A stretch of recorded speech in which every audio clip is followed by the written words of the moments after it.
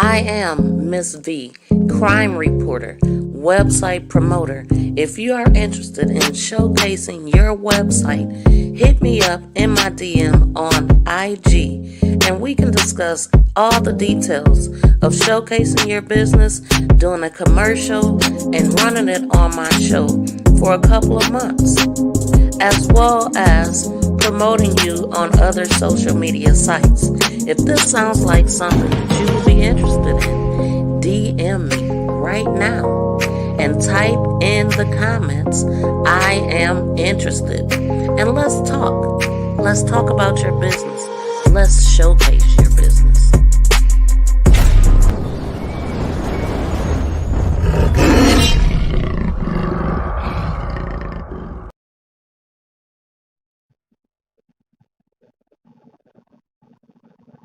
Hello everyone, welcome to my channel. Make this go viral. Now I'm trying to figure out why this thing is in the way. I didn't figure it out before I went live, but I'm trying to figure that one out. How's everybody doing? Thank you guys for coming through. I see a lot of comments here. Hold on.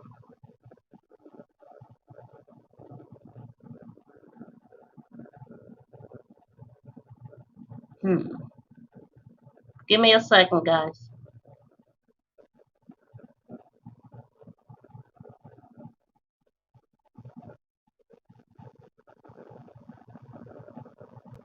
We may not wear our shirts every day, but we do have our keys with us every day.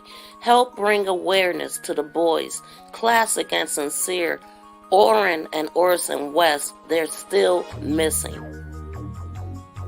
Get in touch with CashApp Hey. The link is in the description box.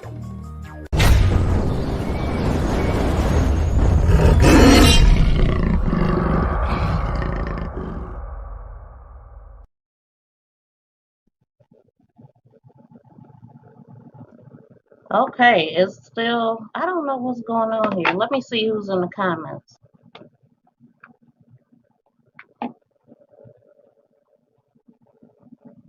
There's a lot of people here. Thank you guys for coming. I am trying to figure this thing out. I don't know what the heck. Hold on. What is this?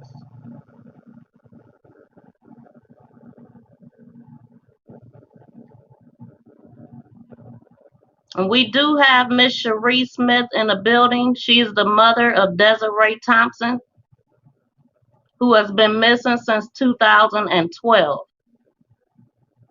Okay, there we go. How you doing, Miss Sheri? Hello. Hello, everybody. Yeah, I'm a little ruffled, but thank you for being here. And we are here to hear your story. I'm gonna go ahead and give everybody the video that I played earlier, just to catch you up on the case a little bit. And then I'm gonna let Miss Sheri tell her daughter's story. Thank you, Keish, for being here. Thank you all for being here. And I'll go through the comments in a little bit. But right now, we're going to concentrate on Miss Desiree Thompson. Give me 1 second.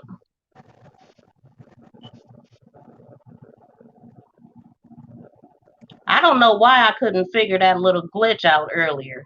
But that got me all ruffled up now. But here we go. Thompson. She went missing. Desiree Nicole Thompson. She went missing January 7th, 2012 from California City, California. She is classified as an endangered missing female.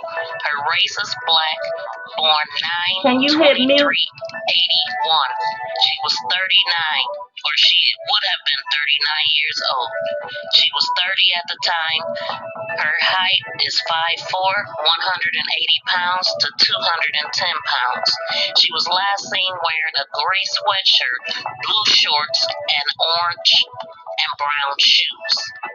Her distinguishing characteristics are African American female, brown hair with brown eyes. Thompson, multiple tattoos, including the name Edward on her right forearm, the name Deshawn on her left wrist, and the name David and Armstrong on her thigh. Letters or face on the right side of the neck, and other tattoos. Her nose, tongue, and ears are pierced. She may use the last name Gibson. The details of her disappearance. Thompson was last seen in a 2900 block of 83rd Street in California City, California at 7 p.m. on January 7th, 2012. She disappeared after a domestic violence incident with her estranged husband, Edward Face Gibson III, where he showed up at her door and pointed a shotgun at her. She was last seen several hours after that incident. She has never been heard from again, and neither has Gibson. A photo of Gibson is posted with the case summary. He is wanted on charges of brandishing a firearm, being a felon in possession of a firearm, violating a court order, burglary, and domestic violence. His date of birth is July 26, 1968, making him 43 years old at the time of Desiree's disappearance. He's described as an African American, 6'3", and 197 pounds, with black hair and brown eyes. He should be considered armed and dangerous. Because of the circumstances of Thompson's disappearance, and because she was a prior victim of domestic violence, she's considered missing under suspicious circumstances and possibly in danger. Her case remains unsolved. California City Police Department 760-373-8606. If you have any information concerning Desiree Thompson, please call them. Again, the number is 760-373-8606. That is the California City Police Department. All reports previously read were reported earlier on, back in 2012. Edward Gibson does not appear to be a suspect or under any type of investigation right now. Desiree's mother, Sheri, has been looking for her daughter since 2012, seeking answers. She will be coming on to explain the status of the case. Please stay tuned.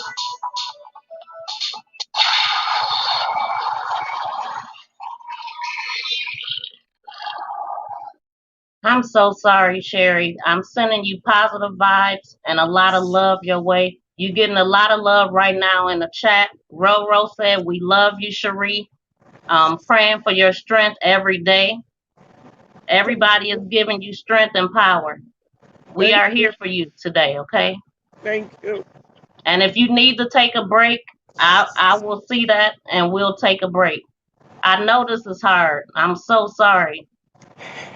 Have you ever been able to tell her story publicly? I tell her story all the time, but it doesn't get any easier.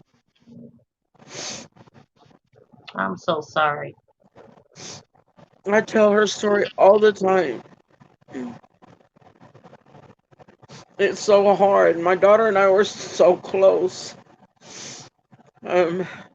People would call her my little shadow or my twin. We had a bond like no other. She was my other half. So, I can't help but to apologize. I'm just so sorry that you've been going through this for all of these years. And it just, like you said, is never gone anywhere. So I just wanted to say, I did mention that the guy doesn't appear to be a suspect. He's never been called in for questioning or anything, but he was the last person seen with her. He's the only person of interest at all. And Um, that, I'm just not understanding why they never brought him into questioning. But before we get there, I want you to just explain the story. Explain first of all who your daughter was to you. What does she mean to you? And just go ahead and explain to us what happened from the beginning. Now I know you told me that some of the reports were not all the way correct because they called him her estranged husband, but they were actually living together. Correct? yes, yes, Okay. yes. And how old would Desiree be right now? Because I was unsure about that too. Her birthday's coming up on the 23rd. She'll be 40. Okay. Yeah, because it said 39, but she was 30 at the time that Right. she went missing. Right. Okay. And So I'll she'll let be 40 on the 23rd of this month. September 23rd. Yeah. Yes. Okay. I'm going to go ahead and mute and I'm going to let you tell your daughter's story. Okay. Oh, hello, everybody. My daughter was everything to me. Everything. My best friend. Um, we did everything together. We cooked, we cleaned, we took care of her children together. I was there when she gave birth to her children. I was the only one in the room when she gave birth to her children. Um, when she was pregnant, she didn't want to be around anybody but me. She would come and crawl in my bed next to me.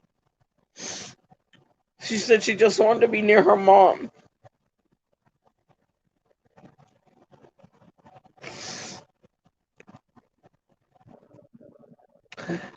We right here for you. We are here for you. Thank you. My daughter, my kids are my life. My oldest son, my youngest son, my daughter's children, my daughter, they're my life. And this has been the hardest journey I've been on in my entire life. I wouldn't wish this on my worst enemy. For 9.5, almost 10 years, coming up in January, it's been a daily nightmare of a roller coaster ride. Um, my daughter was a very loving person, and just like everybody else in the world, we all have our stories. We all have um, ups and downs and things that we struggle with um, in life. But I always try to encourage my daughter, even at her lowest points. Um, she had met Edward, and they had been together for a little while before actually getting married, and they got. I didn't even, matter of fact, I didn't even know they were getting married. They went with his mother to Vegas, and then all of a sudden, called me and tell me they were married. If I had known he was the person that he was, I would have fought with every ounce of my being to keep her from being with him. Um, you know, people who are abusive tend to put on a facade that they're this nice and wonderful person until you actually get to know them. And my daughter had started having problems with him. He had become not just verbally abusive, but physically abusive as well. I had, because of the nature of things, my daughter and I had agreed upon me taking custody of her children until she was able to get herself together. Um, so on the night of January 7th, it was the early morning hours of probably around 2, 3 o'clock in the morning, I would say. Um, my daughter was just pretty well sick and tired of Edward. One of his friends had came to visit with his girlfriend. They both were there. The guys kind of left that night and went out doing whatever they do, I guess, getting drunk and getting high or whatever. And this was one of the things that my daughter had a problem with, um, because she was trying to get her life together and make a home for her children, and she couldn't do that with him acting the way he was acting. So that particular night, she got mad. She took all his belongings and she packed them up and she put them outside the door. She called him and told him that he could come get his stuff. It was sitting outside.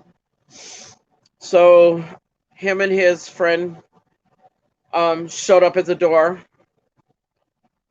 He knocked and knocked. She wouldn't let him in. And the first time they came, they just left. But they returned a short time later. At which time Edward, my daughter's husband, kicked in the door, and the violence started. And he put a shotgun to my daughter's face that night.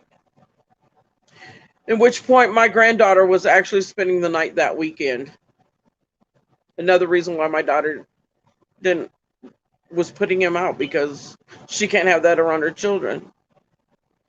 So my granddaughter woke up in the middle of the night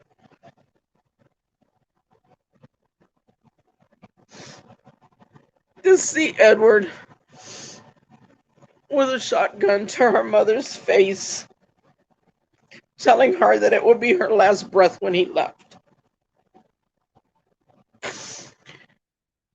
His friend came between my daughter and the gun and talked Edward into leaving at that point.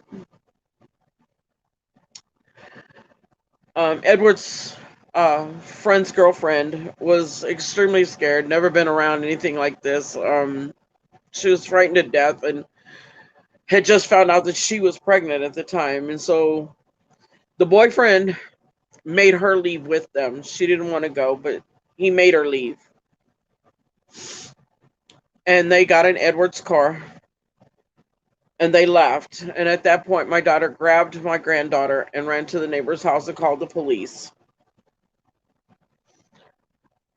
And the police came out, spoke to my daughter. Well, I guess during the time that the police were talking to my daughter, Edward's friend was dropping Edward off somewhere out there in Cal City.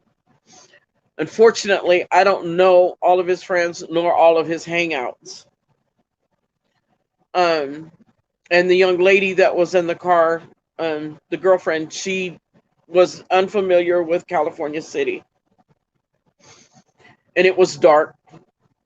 Out there, you can't see your hand in front of your face most of the time. There's really no street lights out there. And so they dropped Edward off at a house where the young lady stated that there was a lady that had walked out and then walked back in the house. And that's all I got from that. Well, they left and they went to Fast Trip on California City Boulevard to put gas in Edward's car. Well, by the time his friend had walked in and paid for the gas and walked out of the building to pump the gas, it was surrounded by police. They impounded Edward's car and they took his friend to jail. Nonetheless, the friend never stated where he dropped Edward off. And the young lady didn't know where she was at in the first place.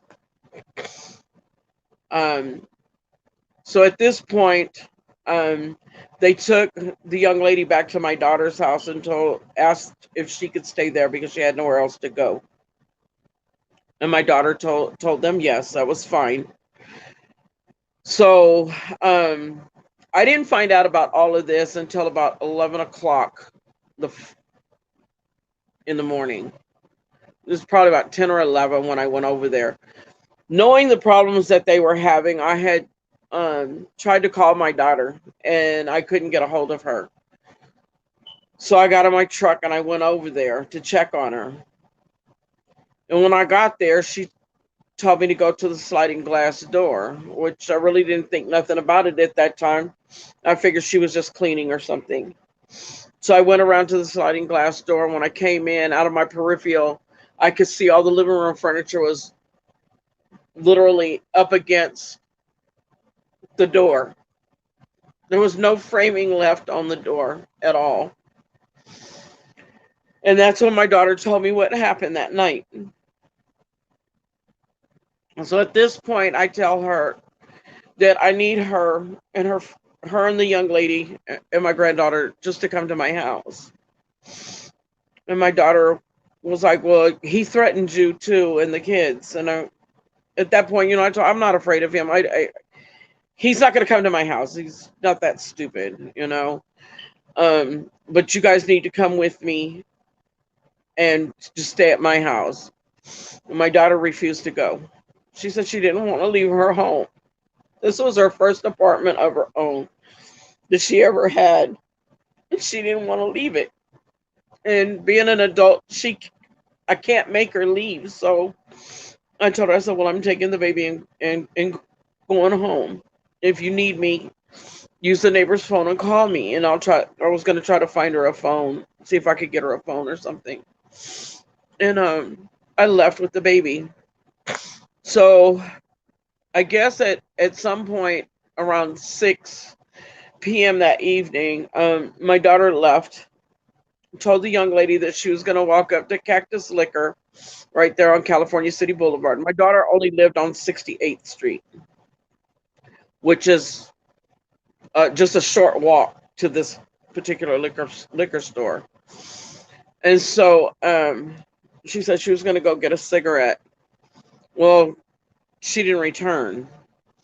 So fast forward up to 8:30 is when I spoke to my daughter. She called me from mutual friends of hers, hers and her husband's, um, which is the address on 83rd,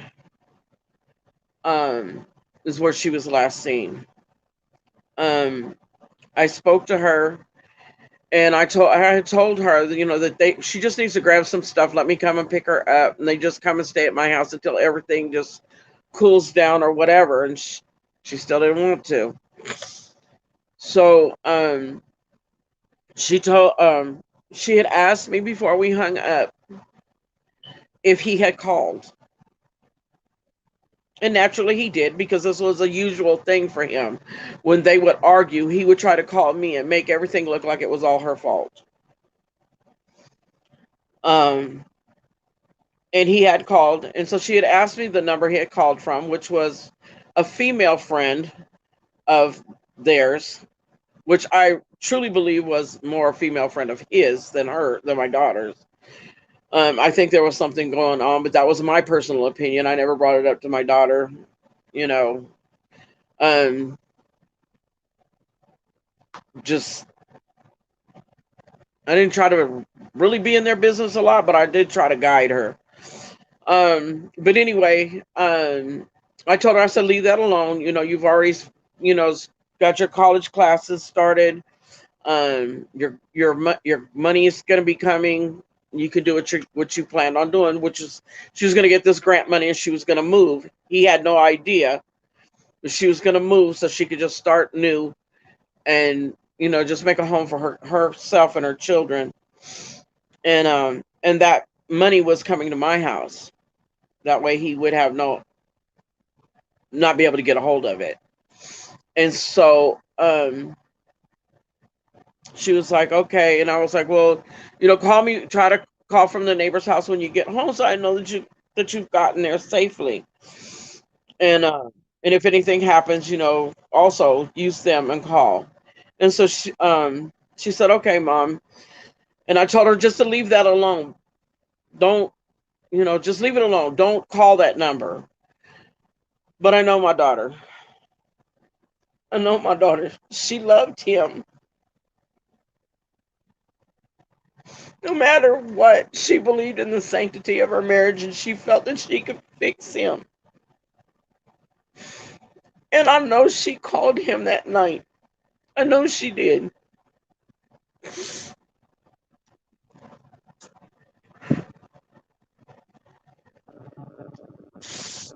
Take And your time.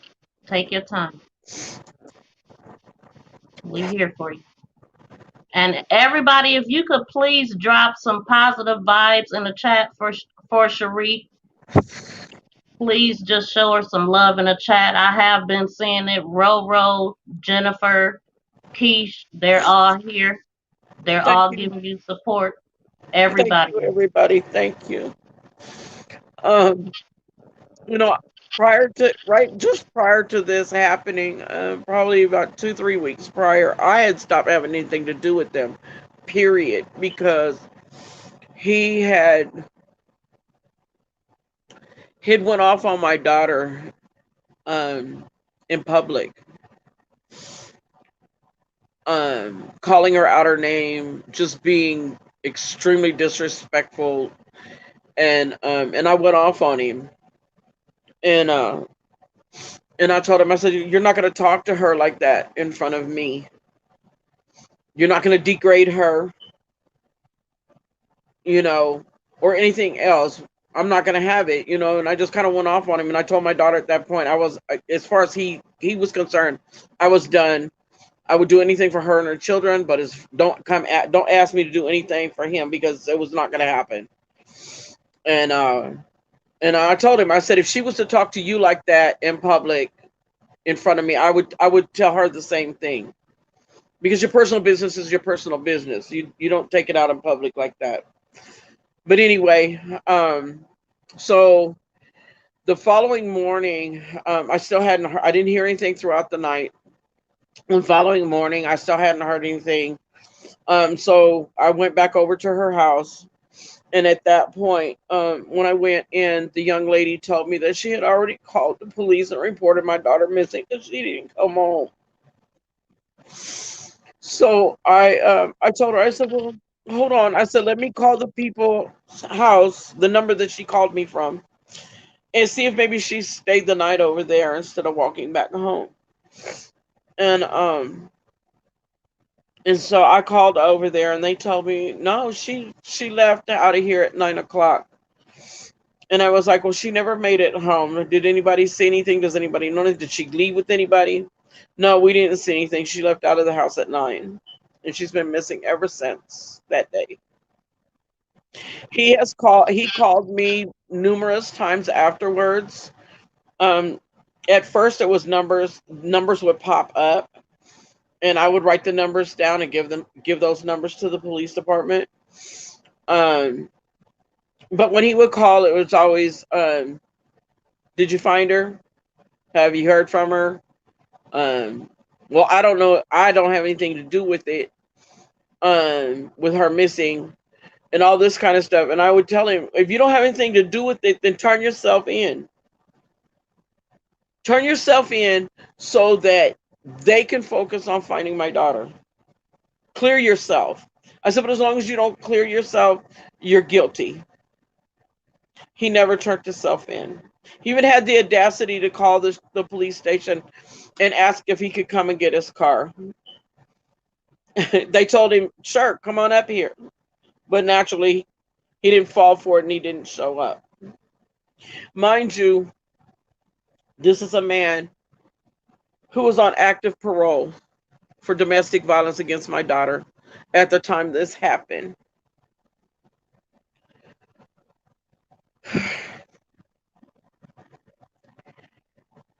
It was a couple years after I couldn't take it anymore. I was out there trying to deal with this by myself, raising 5 kids. My daughter has 4 children, 3 boys and 1 girl.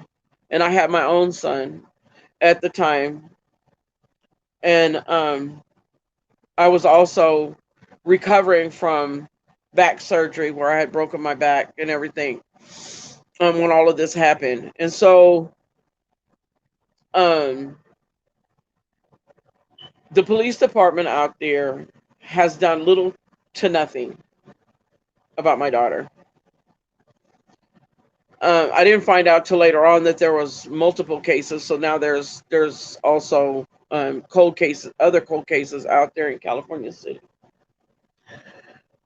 But being as I was out there by myself, I moved closer to my family so that I could just get some sense of support, before I went into this really dark hole.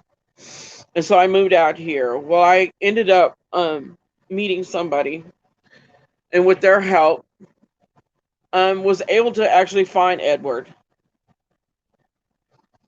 Mind you, this is in 2015 when I found him. Um, my youngest sister, myself, and this friend of mine, we drove out to Cal City, and we went to the house.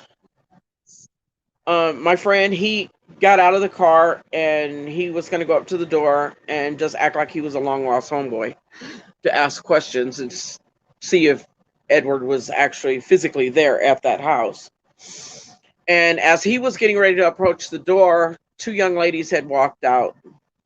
One of which, during the conversation that my friend had with Edward, with the girl, was under the assumption that Edward was actually her boyfriend. So he just played it off. He was like, "Hey, look, you know what? I just got out. Edward Face, his street name is Face. So he was like, Face is my homeboy, whatever. And just kind of ran a whole bunch of drag down to them, which made them believe that he was really his homeboy or whatever. And that he just wanted to check up on him, and all this kind of stuff. And one of the girls was doing this, just running off at the mouth, and pretty much telling it all. And yes, he was in there. And so the two young ladies got in their car and left. And as they got out of sight, my friend ran back to the car, and we immediately went to the police department. Mind you, the house that Edward was in, there's a school right across the street. There's a Head Start at one end of the parking lot, and there's a elementary school. If you walk from that house and walk into that parking lot, you can look directly at the police station. He was within a couple minutes of the police station, literally. So I went to the police station, gave them the address and information. There was a detective there that I had never seen before. I was informed at that particular time that the detective that had been on her case was no longer on the case, and that he himself knew nothing about my daughter's case. So I tried to run down a little bit of it to him, and he was like, well, okay, let me go back here and run his name. So he went back there. He ran Edward's name and came back and looked me in my eyes, told me that the warrant expired and he was no longer on parole.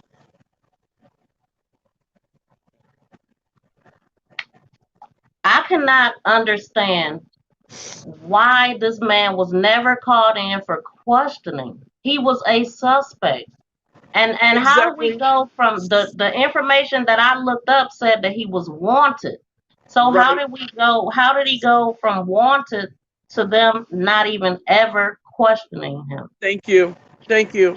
And so with that being said, I'm like dumbfounded because first of all, I'd never heard of a warrant expiring.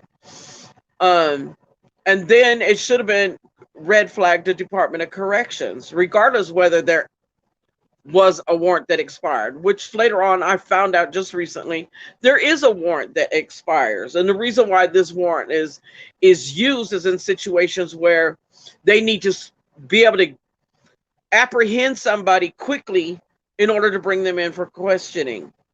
And that's what they did. It's called a Ramey warrant. Um, but any kind of warrant should have been red flagged to Department of Corrections. This is a violent criminal. He has a record. He has a violent record. My daughter's not the first domestic violence case he ever had.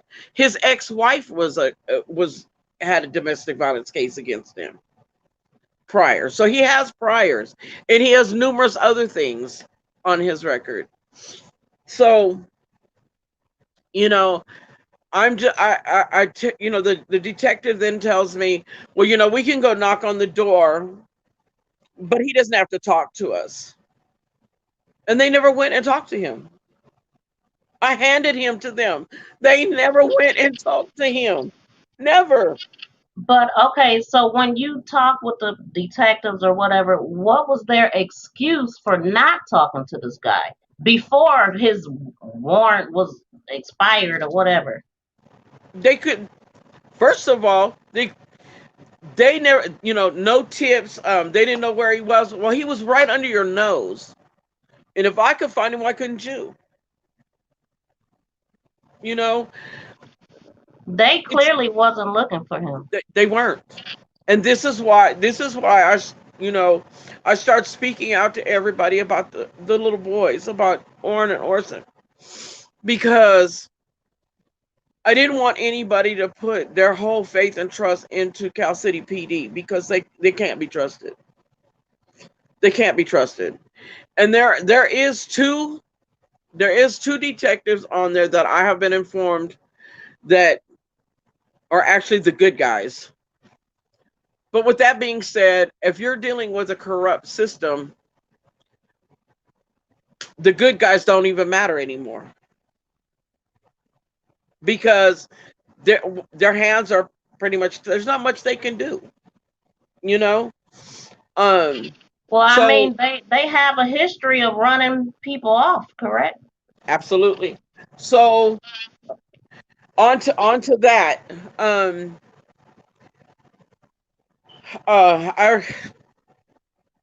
couple of years after that, I received a message from a detective. He's a semi-retired homicide detective out of Los Angeles. He worked on the Gabriel Fernandez case and many other cases. You can look him up. He's phenomenal. His name is Detective Tim O'Quinn. And when he came out, the first time I met with him, I told him everything that I knew. And that, I expressed to him, I don't have good vibes from that police station out there. There's something going on, is what I told him. There's something going on within the department.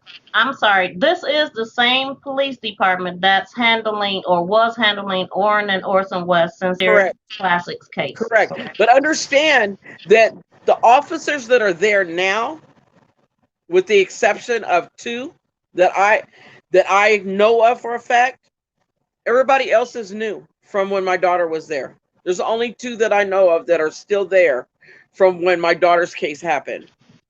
Have they ever told you that her case is not closed, or it's a cold case? Are they working on? I mean, like they always use the excuse that they're working on it. They're not working on anything, literally, because when O'Quinn came out, he got out there, and I mean, you can follow. There's a segment on Dateline of Detective O'Quinn working these cases. There's 8 current cases, and that's not including the boys. There's 8 current cases.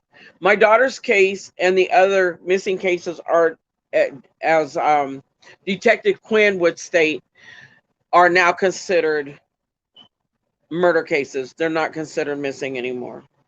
They still say missing, but because of the work that he's been doing, and the longevity of how long it's been since the case happened, they're looked at now in the eyes of the department as being murder cases. So Detective O'Quinn was out there, and I mean literally out there in the trenches. He was in the dirt. You on this Dateline, you'll see him out there. They're searching, they're looking. Um, well, Detective O'Quinn started coming across corruption, scandal, um, having to deal with a lot of politics out there in Cal City. Um, just a lot of things. Um, so when all that started happening, uh, all of a sudden there was a police chief. Hurtado was out there at the time, and he just very quickly retired. And for a short moment, O'Quinn took over as standing in as police chief.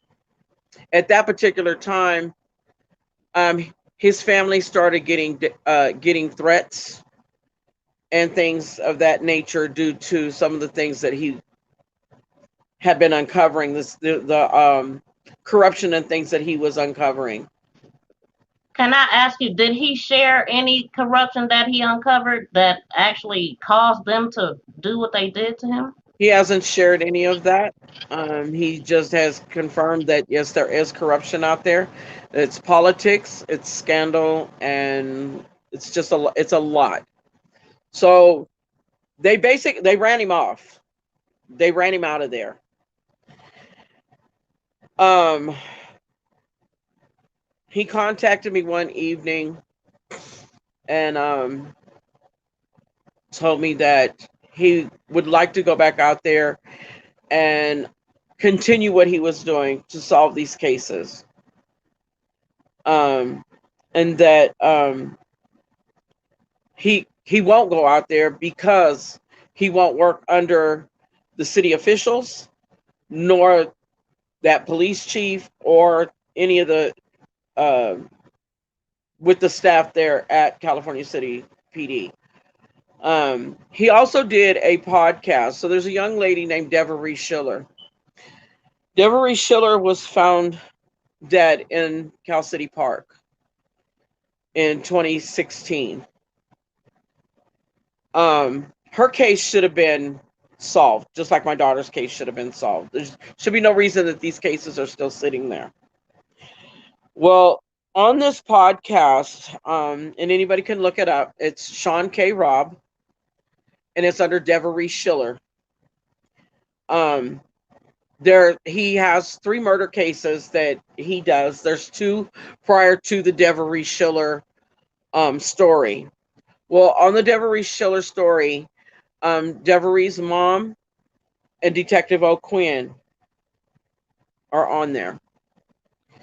And in that podcast, Detective O'Quinn states that there's enough evidence with just a little more work and resources.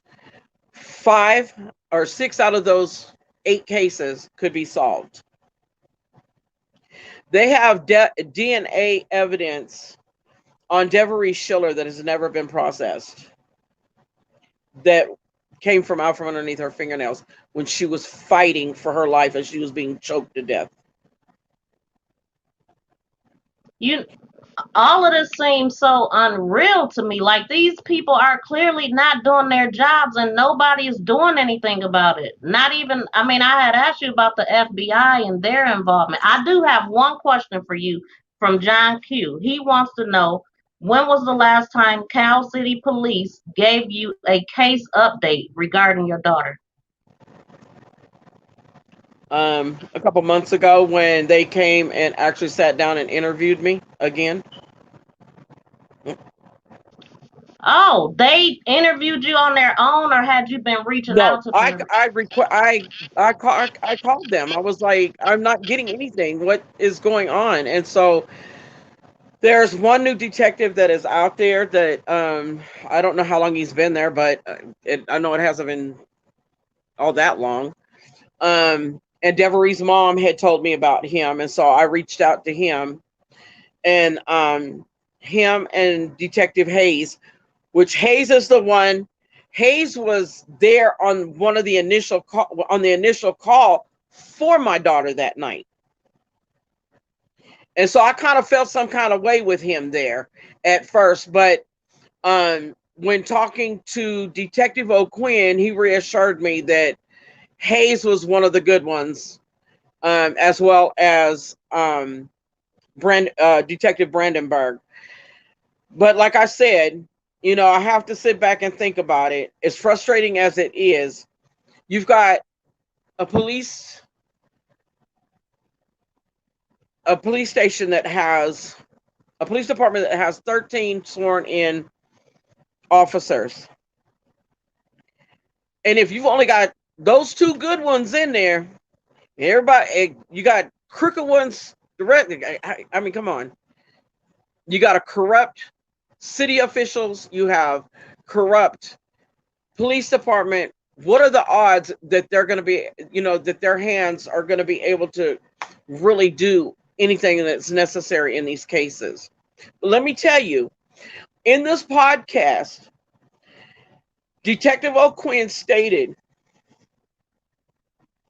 he went to the city officials and um, and this is when Hurtado was still there, Police Chief Hurtado, and let them know we need a little more resources.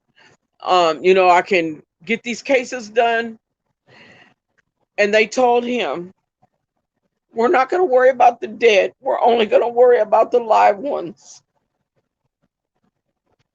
That's a cold-blooded statement, as if he don't have family. That's the Right, thing. They don't treat other people's family like they would treat their own, because right. they would shut down everything for their family. They told, he told, when they said that to him, he told them, he said, well, you tell that to the families, these grieving families that are looking for answers for their loved ones. You tell them that. And then they ran him out. I mean, okay, so is he no longer working on the force anywhere? Is he still into detective work? Yes, he is. But he's not out there. He will not have anything to do with them. Um, he he thinks he doesn't think very highly at all of Police Chief Walker, which I don't either. I think he's a joke. Police Chief Walker is pretty much really good, like besties with the weed man out there that owns the weed shop, who also owns a gun shop, who also owns a tow truck company out there. Pretty much, I think everybody's in his pockets. But the city officials are just as crooked as the police department is. And they don't want people to find out. But you have to understand, from the beginning of time with California City, it has been nothing but corruption. That town was built on corruption. It was And built on so corruption. basically, this town is living up to their name. Yep. I remember hearing that before. I remember hearing that Trezell and Jacqueline wanted to get off the grid. So it's known to be a place where you can get away with murder. Honestly, it's honestly, and I really hate to say it like this, but it's the honest to God truth, and I can't do nothing but speak it. It's a dumping ground. I can guarantee you there's probably hundreds of bodies out there. Between when you get to the outskirts of even the little town I live in, um, just a couple miles past where I live, it starts out to be like open desert. and it goes out to open desert till you reach the little town of Mojave. And then Mojave is really small, but as far as land wise, there's still a lot of land, open land out there that's undeveloped. The same thing with California City. It's primarily undeveloped land. If Cal City is the third largest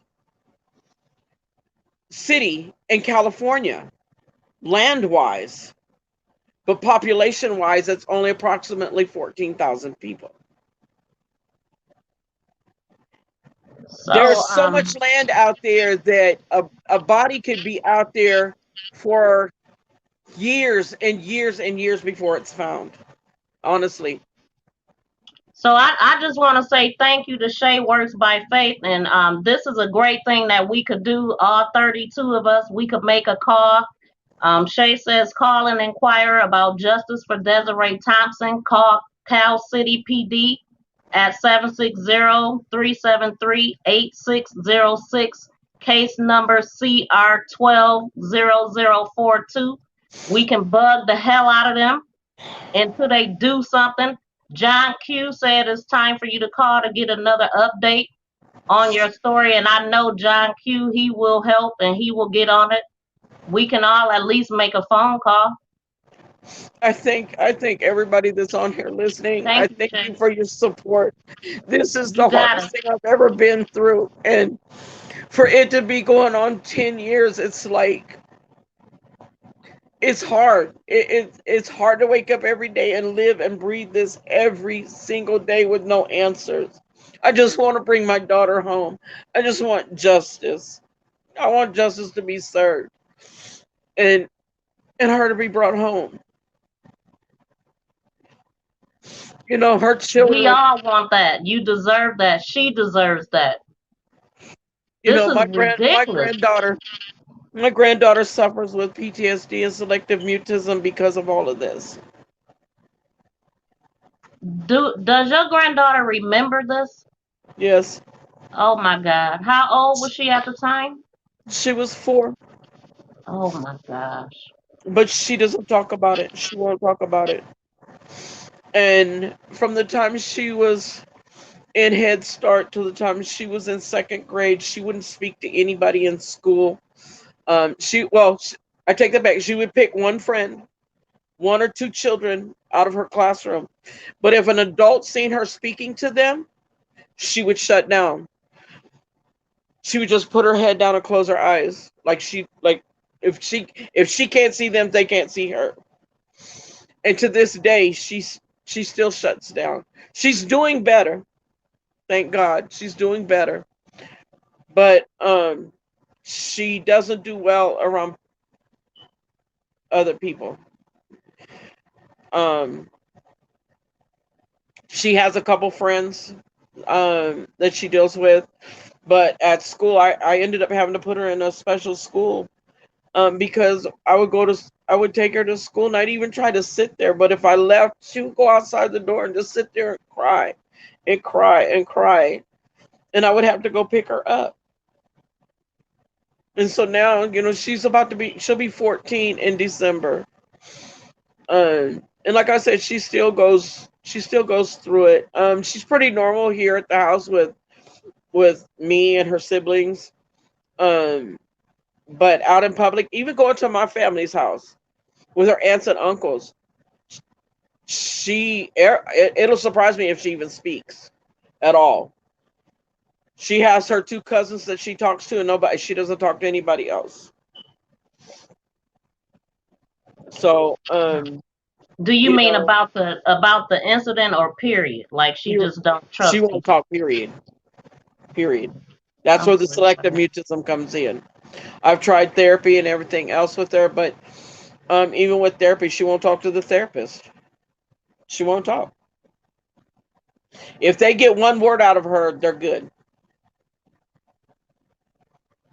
She won't talk. Wow, that is hard. That's really hard. I worry about that because it's like you can't live a normal life if you're not speaking and communicating with people. And I mean, she laughs and she jokes with her two little, with the couple of friends that she has, and she'll act like a normal kid. But you take her out of that element away from me, and she won't talk. So, John Q is telling me, I see he sent me 2 messages. So he thinks we should give them a call right now. What do you think about that? That's fine. I know the detectives are supposed to be in. From what I understand, on Mondays through Fridays, they're supposed to be there. Now, if that's true today because of being a holiday, I don't know.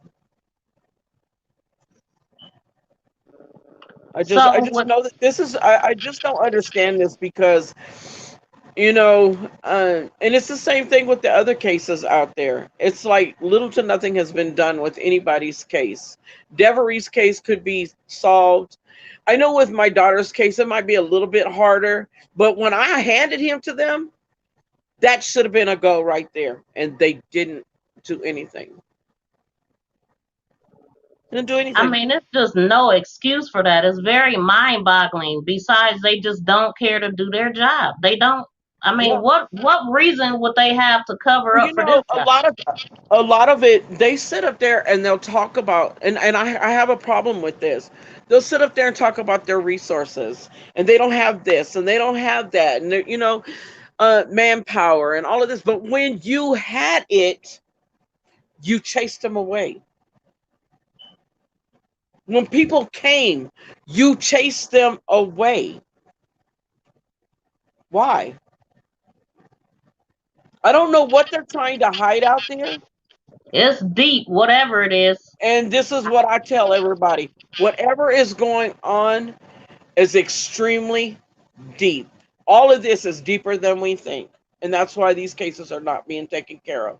And the biggest thing is really, I want my daughter's case solved, but I want the other cases solved too. Two of those cases, they don't even have family members that anybody can find for them.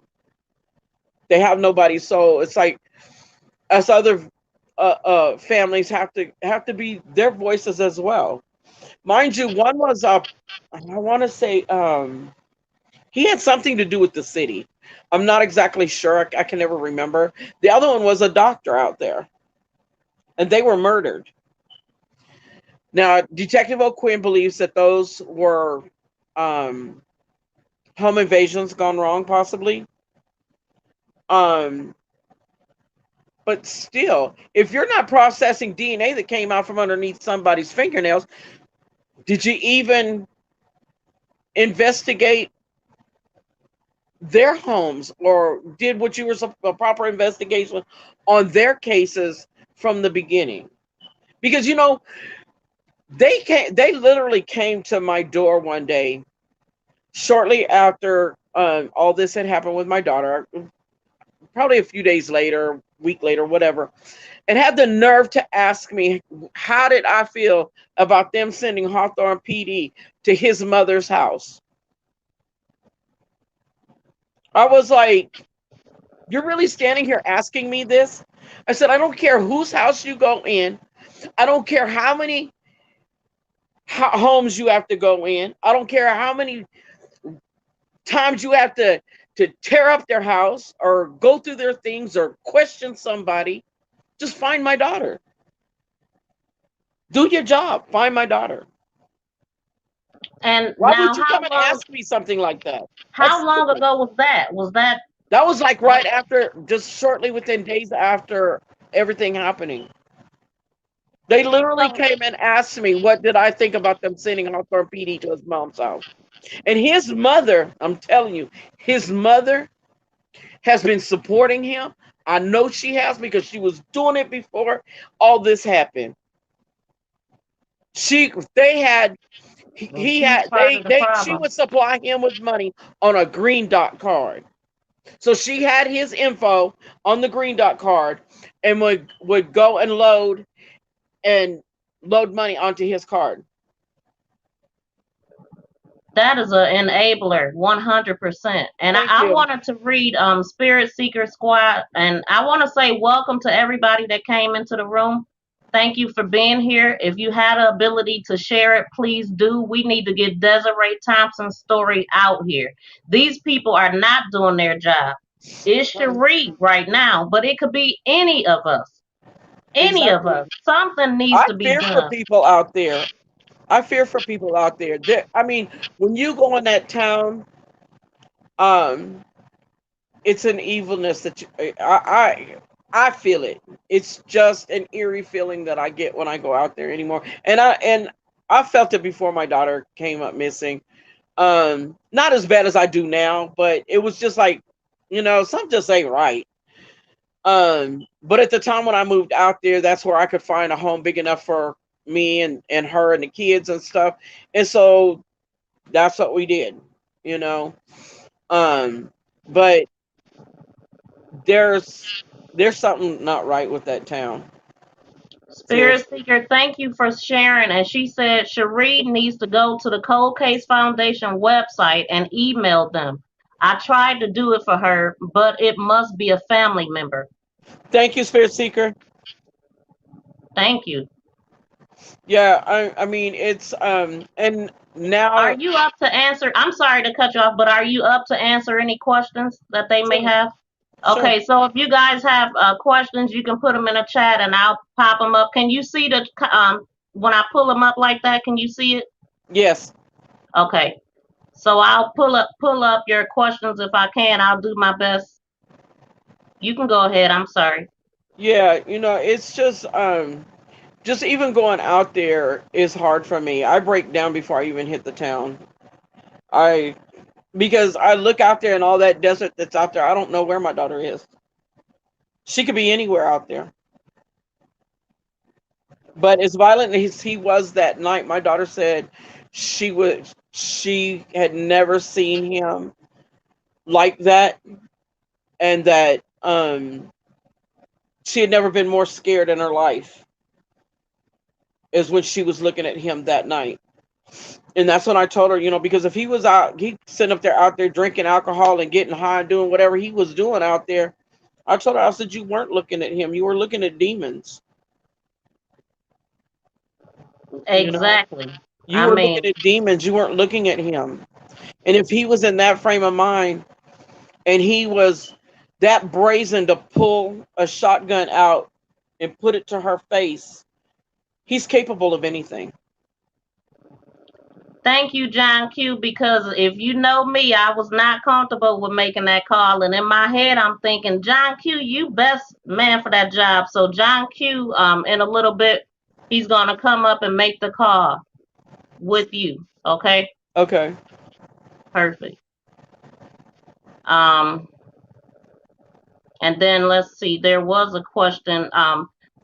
So do you know where this guy currently is at? Or do you Not have any suspicions? No, not at this particular time. I know that his parents um are in Texas. And how I know that is actually my daughter's oldest son gave me some information that he found on Facebook. Um, I guess it's Edward's cousin, and she actually had posted some pictures of a visit that she had with Edward's parents there in Texas.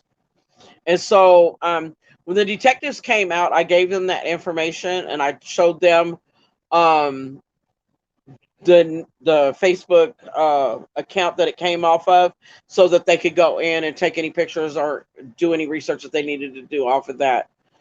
But yeah, I have no idea.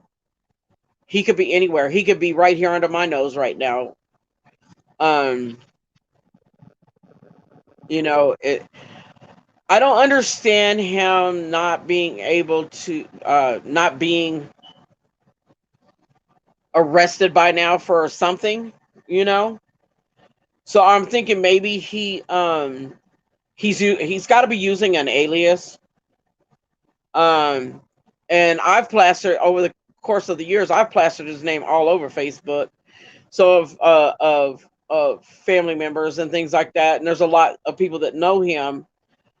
So I know that he's got to be still hiding out.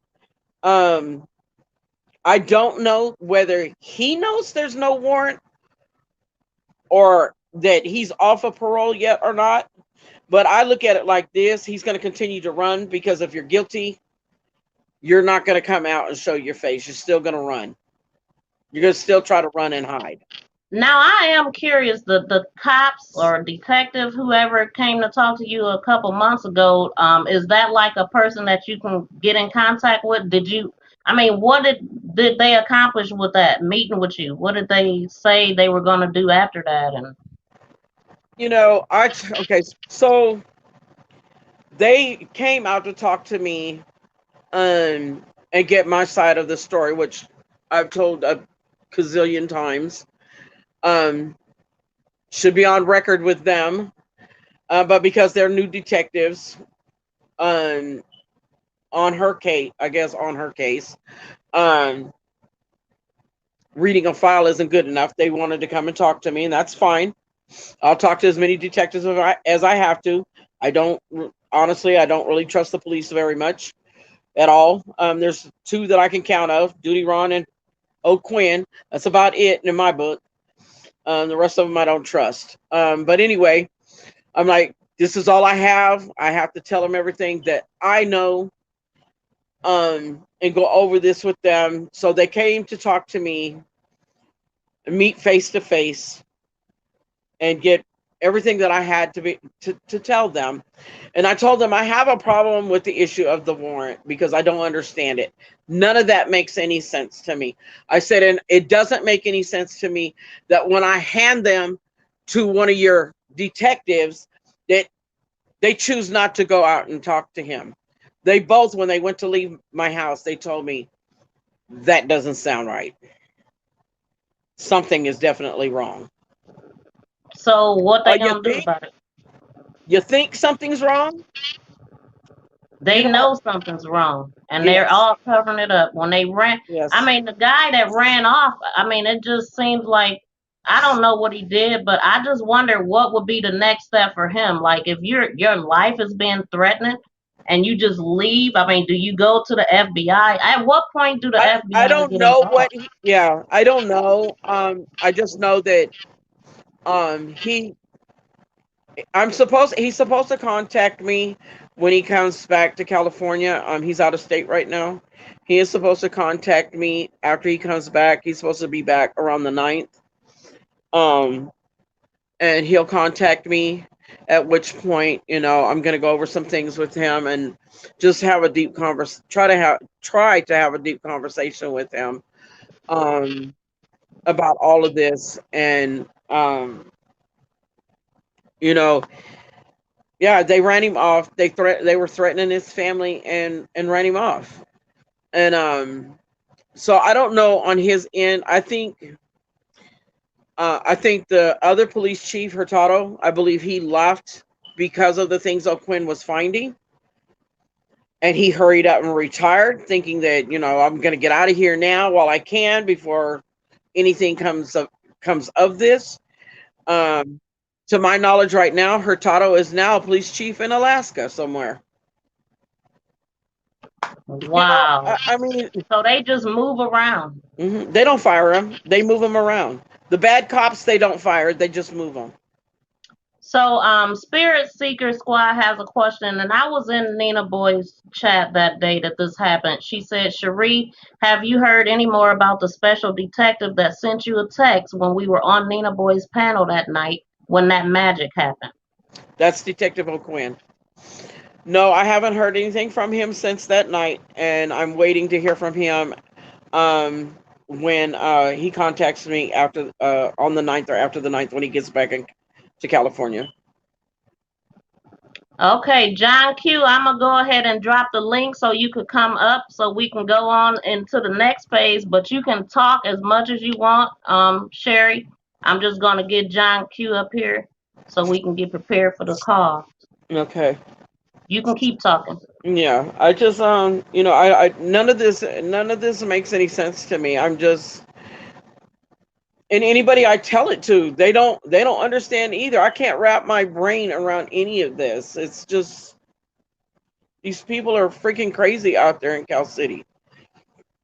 They don't care about nobody. Obviously, if they say we're not, we're not going to worry about the dead ones, we're just going to worry about the live ones. Well, you know, God forbid one of your family members should die or be in a position like this where you need to get answers and you can't because somebody like yourself refuses to help. I don't understand.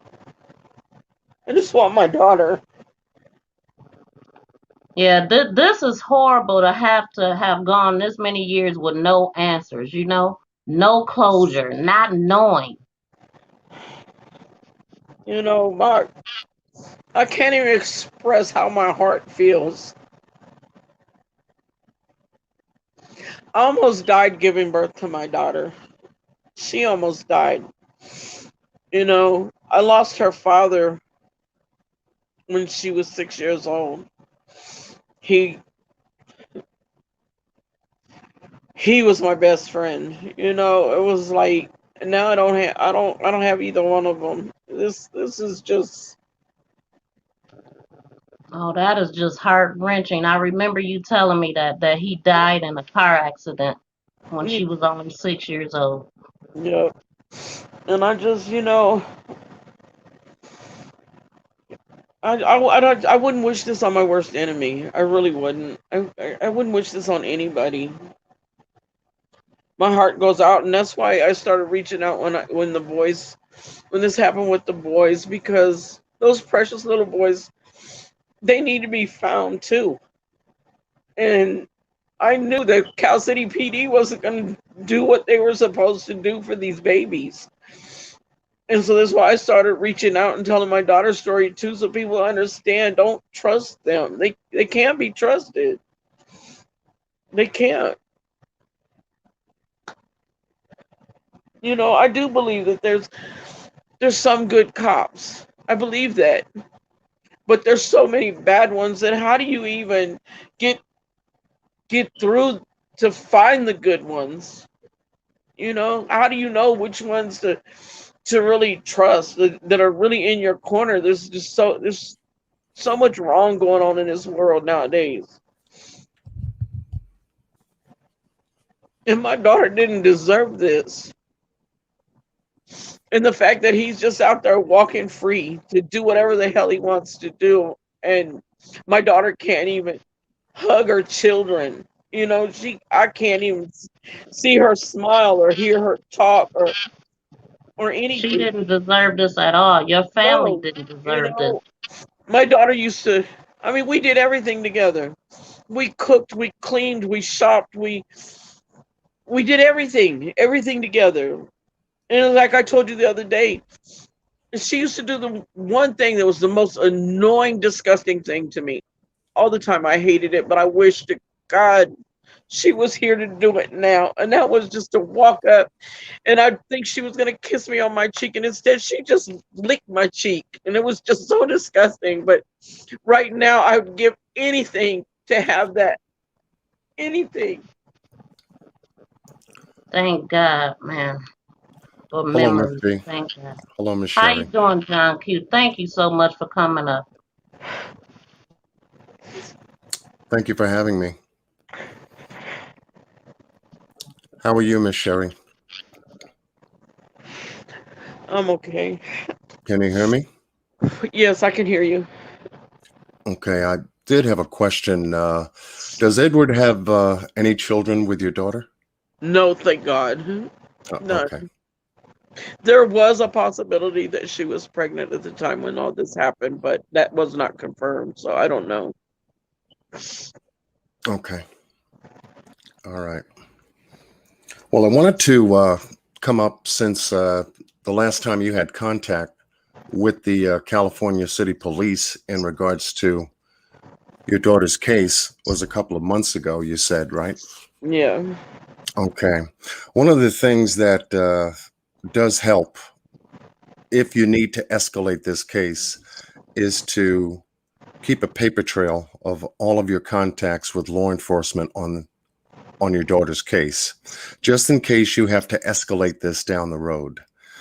If they're not helping in any way, shape, or form, then there has to be an oversight committee. It might be Internal Affairs, it may be CBI, California Bureau of Investigation, someone higher that can be contacted to look into certain areas when it comes to law enforcement policy. They are there to enforce the law, and we as citizens have to make sure that they do their job because they're funded by taxpayer money. Okay. Okay. So with that as a foundation, you can make as many calls as you humanly can do to try to make some headway with finding out who's handling your case, who's been reassigned to the case. Are there any resources being expended on this case to date? And take notes. Just ask your questions, just like, you're the investigator. And make sure that when you come away from your phone call, you've at least moved yourself to a different position each time you make that call or make a contact with them. Okay? Okay.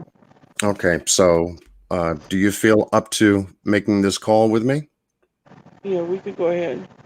Okay, we can do this for Desiree, right? Yes. Okay.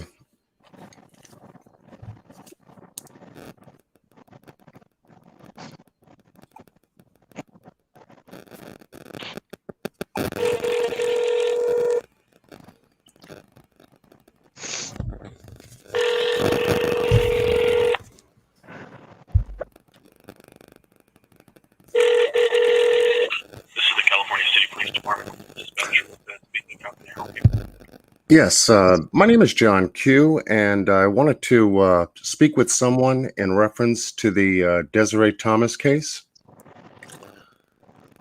Which case? Desiree Thomas, the young lady who went missing back in 2012. Here in Cal City? Excuse me? Here in California City? Yes. Hold on one second, see if I can find it. Yeah, sure. Take your time.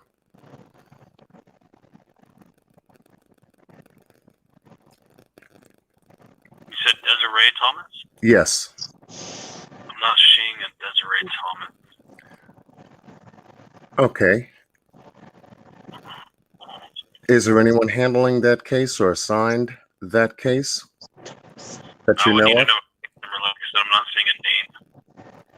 Okay, so by not seeing a name, I guess in your system, that means the case is elsewhere? Like I said, we've had no contact with a Desiree Thomas.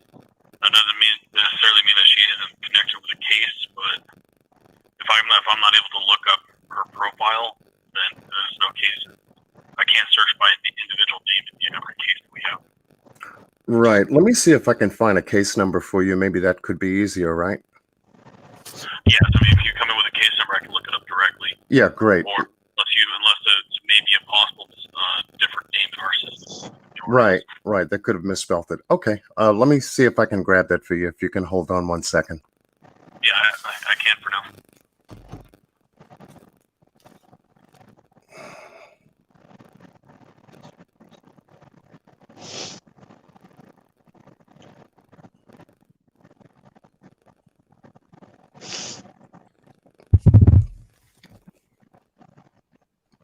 Yeah, that would be CR12-0042. All right, hold on 1 second.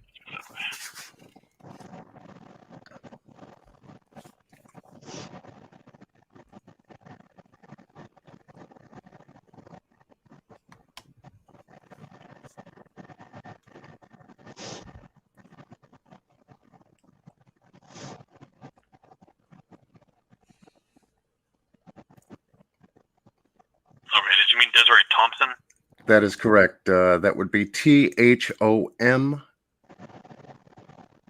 Thompson, last name, first name, Desiree, D. I heard Thomas.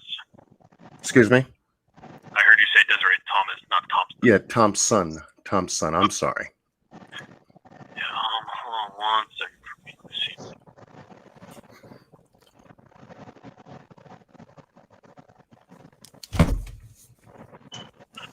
And why were you looking to speak to an officer again? To get a case update on the status of the case. And who are you calling with? I'm sorry? Anybody? Are you calling with anybody in particular, or? Well, I'm a close friend of the family, and there was a conversation about it, so I decided to give you guys a call just to see if there was an update. Okay, yeah, but the last thing posted in here is that there isn't any update at the time. There is no update. Could you tell me when was the last update that was given to Miss Sheri Smith? I don't know any about particulars, but there's nothing updated in the case as far as any pertinent information. Right. Well, she's interested in getting a case update. Is there anyone there that she could contact maybe tomorrow after the Labor Day holiday? If she wants to give a call, yeah, I can look into it. When we get off the phone, I can see if anybody's going to be handling it in particular, because I believe the original officer who initially took the case no longer works with us. But that doesn't mean it just means it gets passed over to a sergeant or a detective who will be working. I would just have to find out who exactly is working it at the time. Right. Like I said, I can ask her right now and see if I can find out anything. So when she calls tomorrow, I can go ahead and get her over to the proper person. Okay, so there's a Sergeant Moore that's been assigned the case? I'll have to find out who's been assigned the case. I see. Okay. And I'll have to find out when she calls tomorrow, because I'll be working tomorrow. I should be able to get her over to the proper person right away instead of having to have her on hold, and sort of like how we did now. Right. What's a good time to for her to follow up with you? Really, anytime would work. We're open. The phone lines are obviously open 24/7. Front lobby is open 8 to 5 o'clock tomorrow. Okay. And I'm sorry, your name once again? Dispatcher Lopez. Dispatcher Lopez. Okay. And she should ask for you? She doesn't have to ask me. I'll have a partner working tomorrow as well. Like I said, during the middle of the day, there's always two of us working. Right. My Okay. partner, but I can put it in a note and leave it with my partner in case I'm not here, saying that if someone calls regarding this case, that we can go ahead and reference her over to such and such person. Right. So you'll also put in the notes that she will be calling tomorrow to follow up on the status of the case so far. Yep. Okay. And just like I said, provide just have her give the case number, and that way we can go ahead and know who to reference her over to. Right. Okay. Well, I appreciate your time, Sergeant Lopez. That's Dispatcher Lopez. Dispatcher Lopez. Yep. Okay. Well, thank you very much. Enjoy the rest of your holidays, and we will be following up first thing tomorrow in reference to a status check on this. Okay. Okay. All right. Take care. Bye.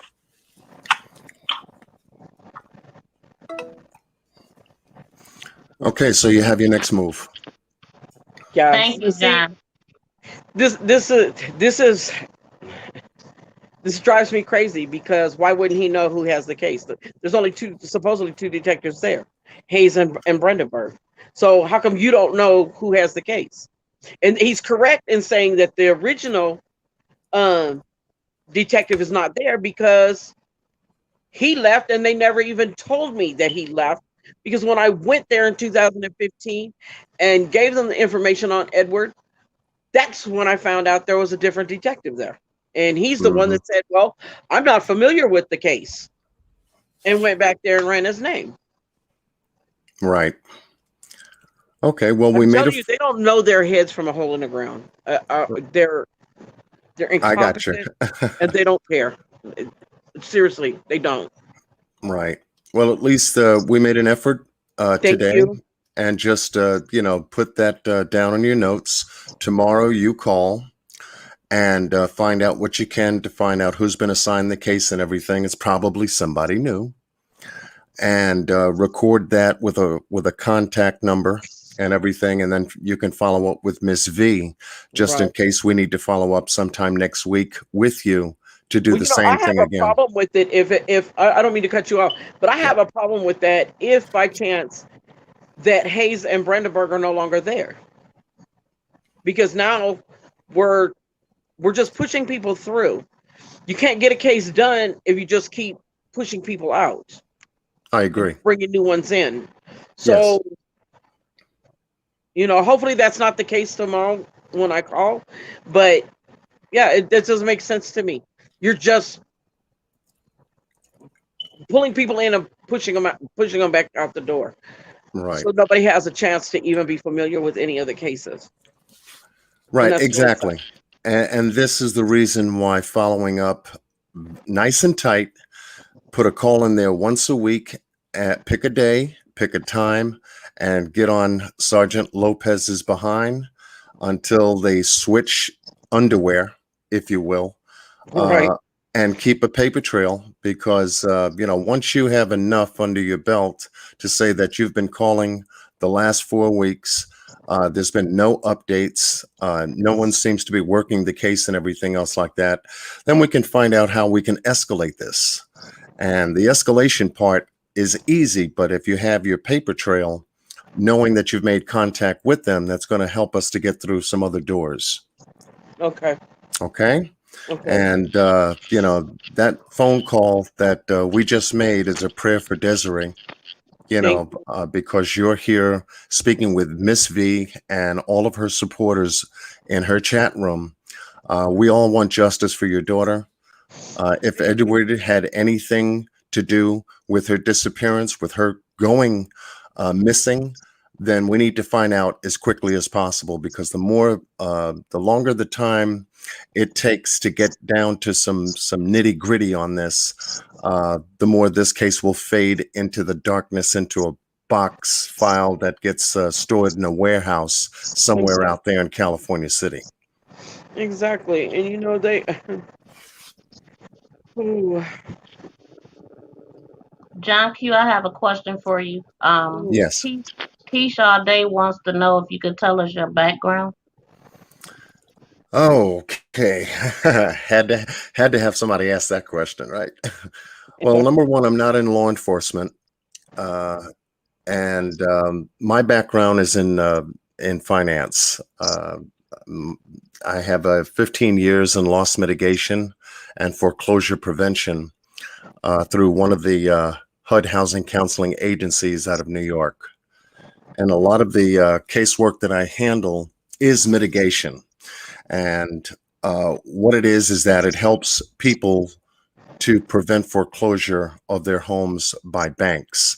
So I have to get in contact with attorneys that represent banks, banks that represent loans, homeowners that represent defaulted loans, and I have to tie those three together and bridge a new outcome for the homeowner to keep the home. So I'm a numbers guy. I'm sort of like a mediator when it comes to problem resolution. And that's pretty much what my background is. And also, for those folks that know, I have a channel covering the Kanika Jenkins case, covering Orrin and Orson's West case, Cash Gernon case, and now the Summer Wells case. My background sort of like fits into this true crime, I guess, aspect of things. And I just like to see resolution and justice done. And for those people that have I guess, committed any kind of wrongdoing, I'd like to see justice done. And so that's where my heart is. I'm a father, I'm a grandfather. So I've got plenty of motivation to look at my children and then notice the children that are going missing, whether they be 3 and 4, or they could be as old as a teenager or even a full grown woman. It's horrible to even cover these cases on a day-to-day, week-to-week, month-to-month basis and not have any resolution. And we have law enforcement out there that's supposed to serve and protect society from these situations from occurring, but yet we see that these situations seems to be overpowering law enforcement in some way, shape, or form, that it's really left up to us to try to make sure that they do their job and we do our job by staying on their ass. And excuse me for my language.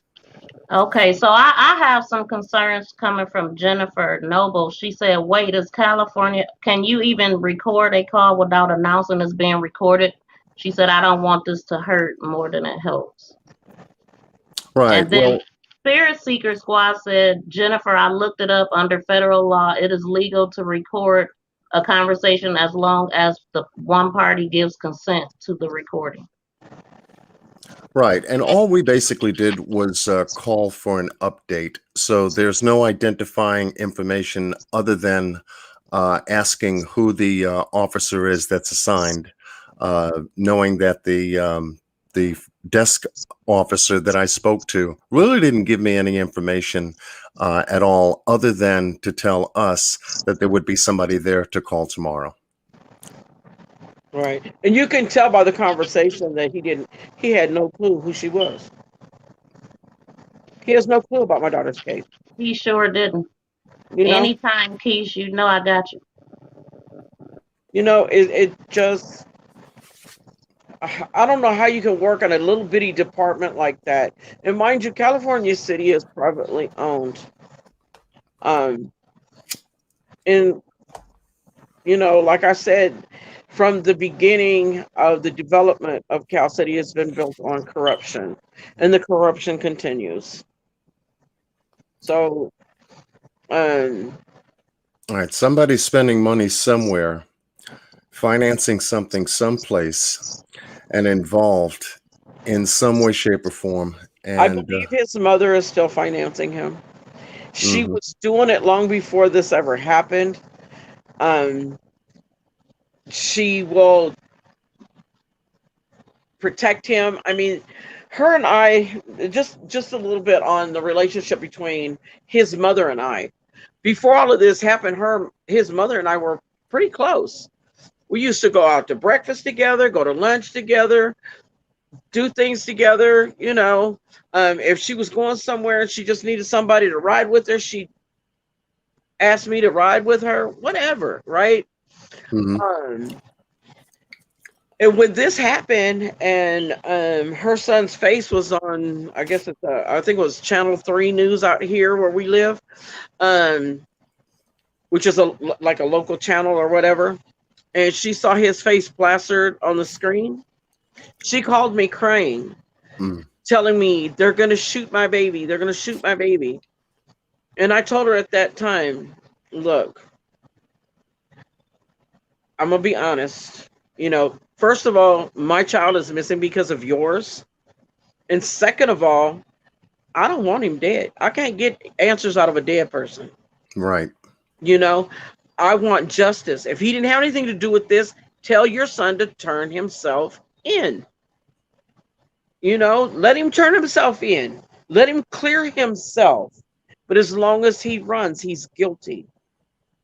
And from that time on, her and I, matter of fact, there's a little part in there that I forgot to even mention, was when, after all of this had happened, the police had already checked the apartment and searched. They searched everywhere, the attic, the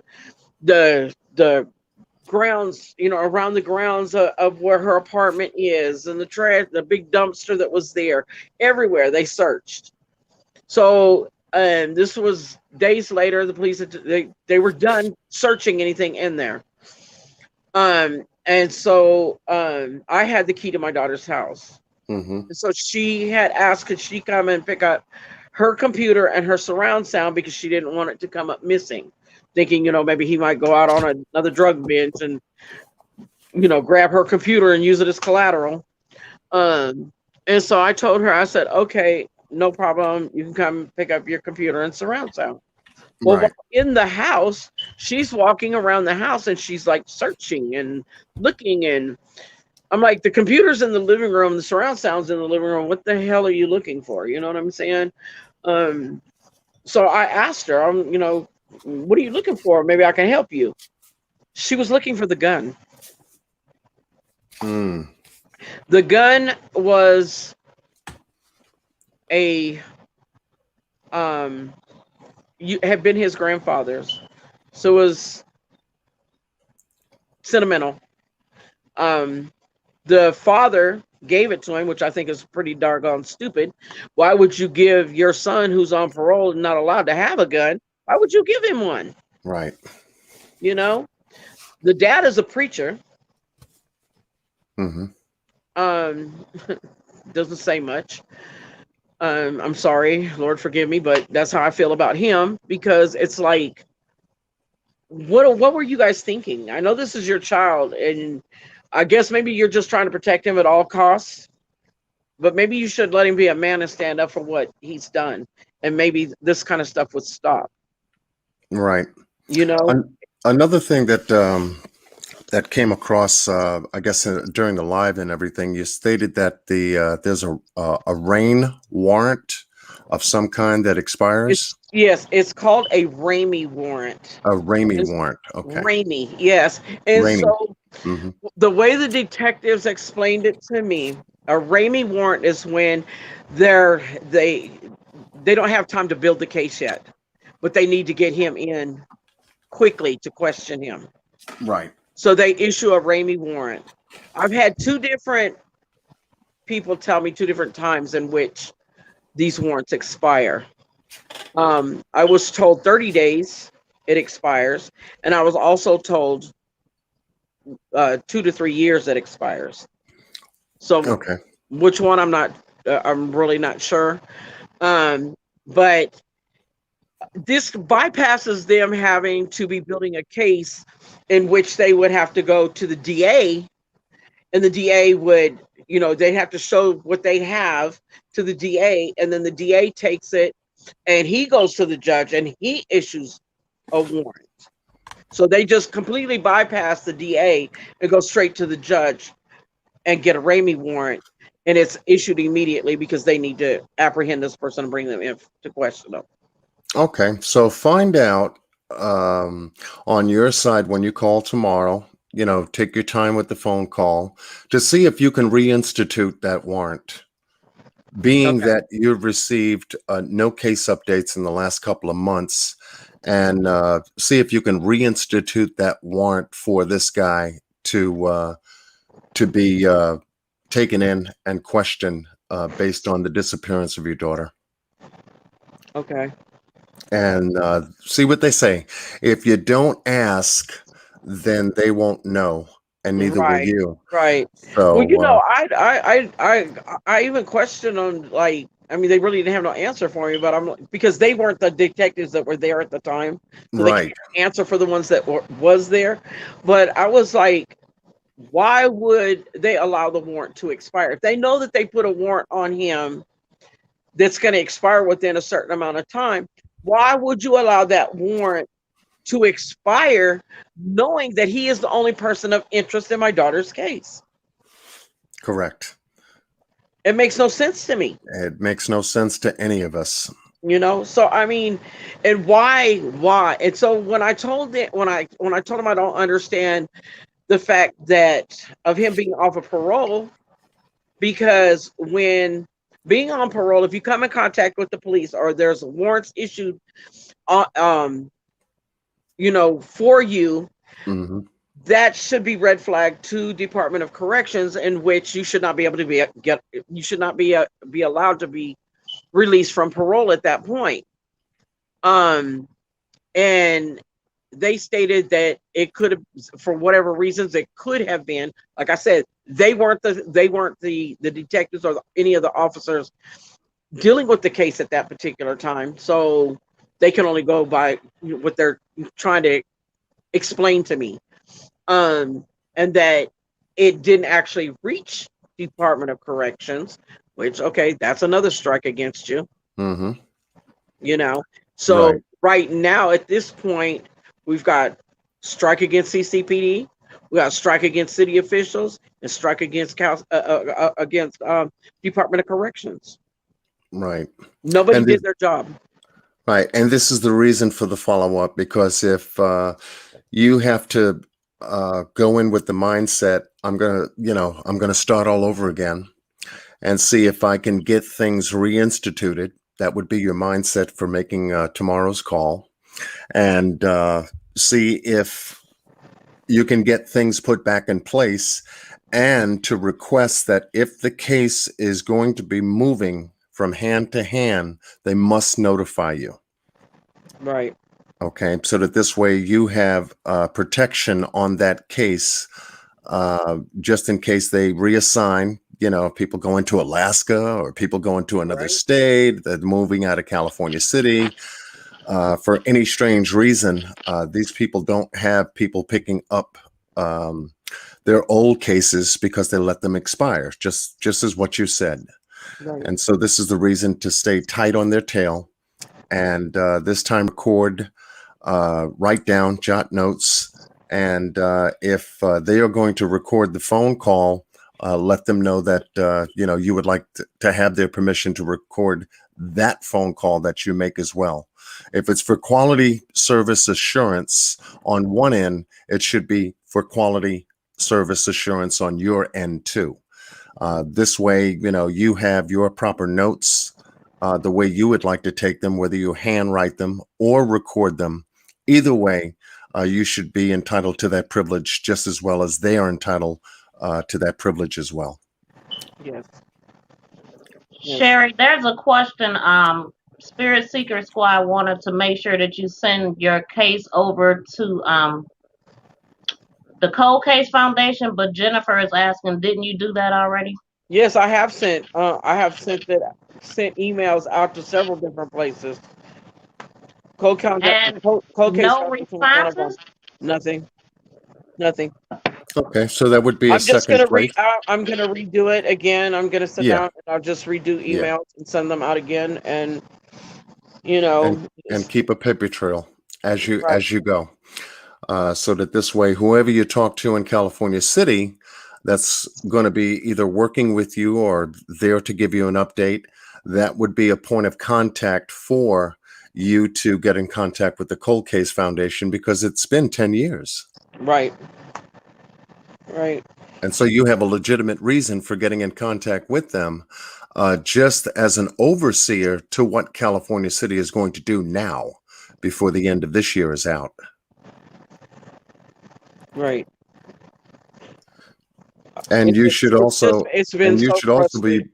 yeah, you should also make available, find out who the district attorney is that covers that region, and also have their email available to you, just in case you want to create a paper trail there. The more the paper trail in various different directions of people in authority, that starts to put some fire and attention on people that are not doing their jobs.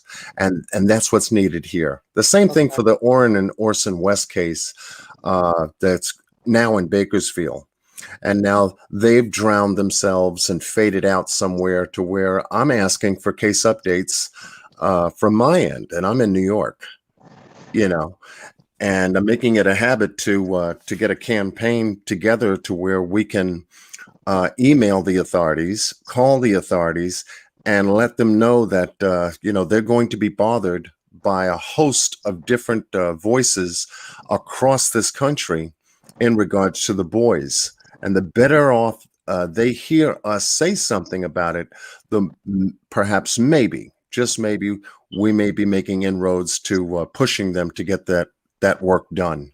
And it's the same thing for your case too. So I'm glad that you decided to connect with Miss V. She's got a great platform, and your story needs to be told.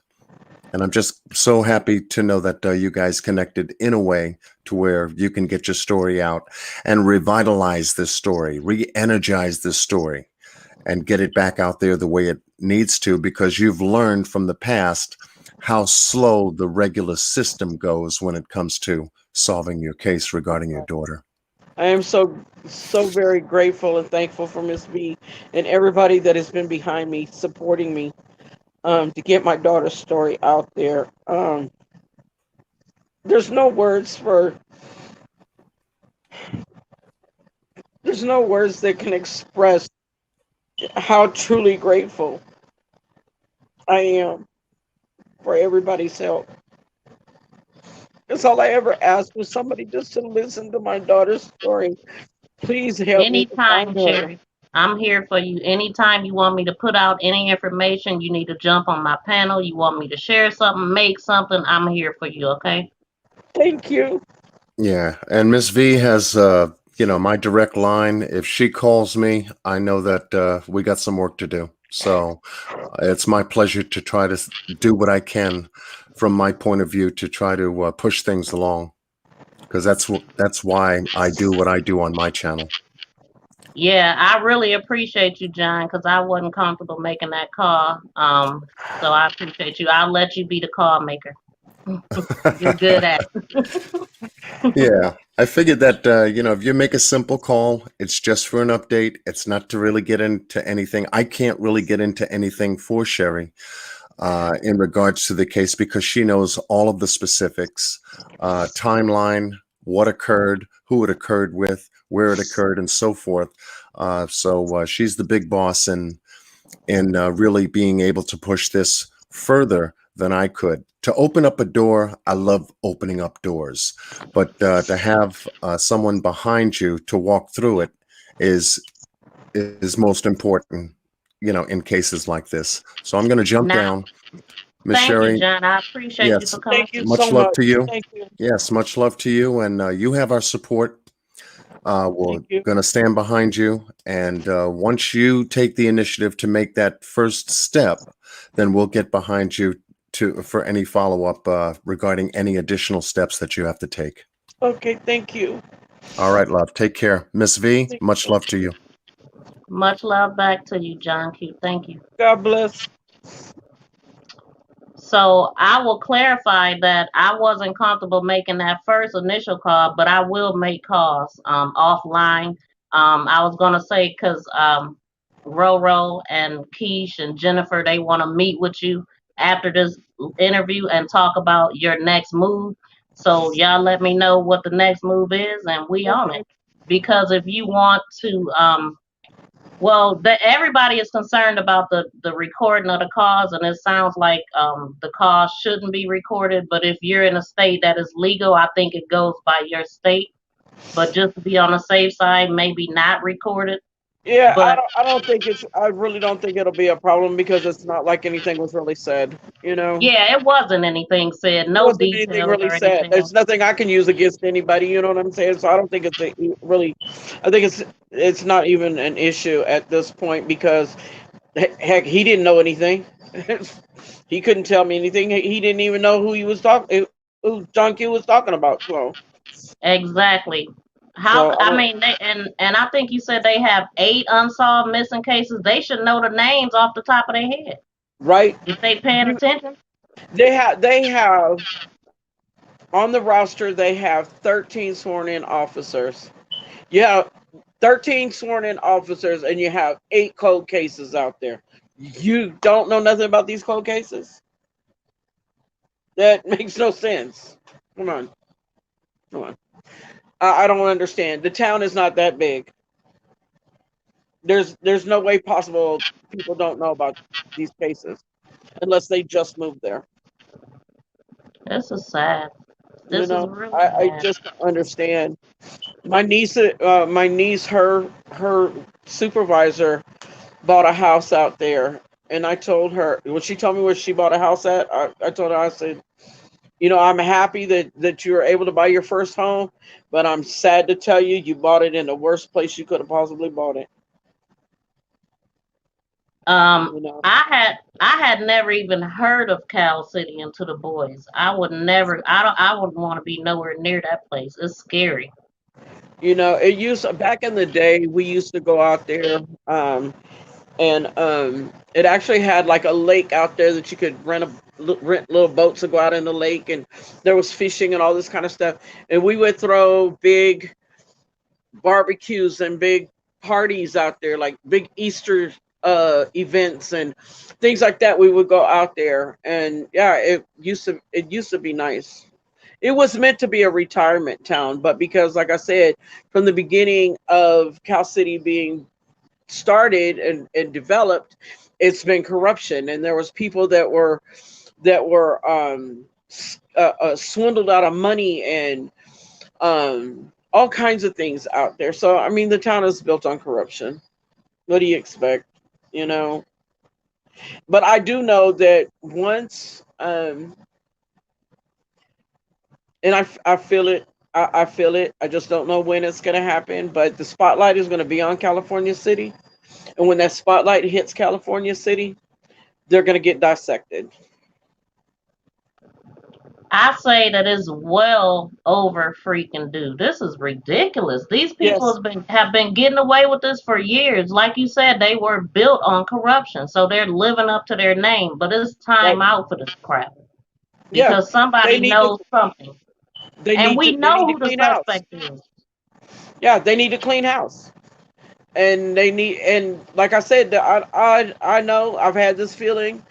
You know that this stuff is so deep that when it comes out, oh my gosh, I guarantee you they're gonna make a movie of this one, of that town. I guarantee you. I guarantee you. I see Well, it they need it happening right now. They when need to the be truth exposed. comes out. Right, when the truth comes out about that little bitty town, it's wow. People are gonna be shocked. There's a lot of people that's gonna really be shocked. I'm not, but you know, I've had to deal with them for the last 10 years and deal with their corruption and things like that. You know, I mean, there's corruption in every police department to a certain extent, but when you have 13 sworn in officers and you're corrupt as they come, I mean, come on, it's I can't wrap my brain around this. I really can't. Me either, but it lets you know, people are not just imagining things. This is a mother who's been fighting for her daughter all of these years, and she's been dealt nothing but BS and corruption.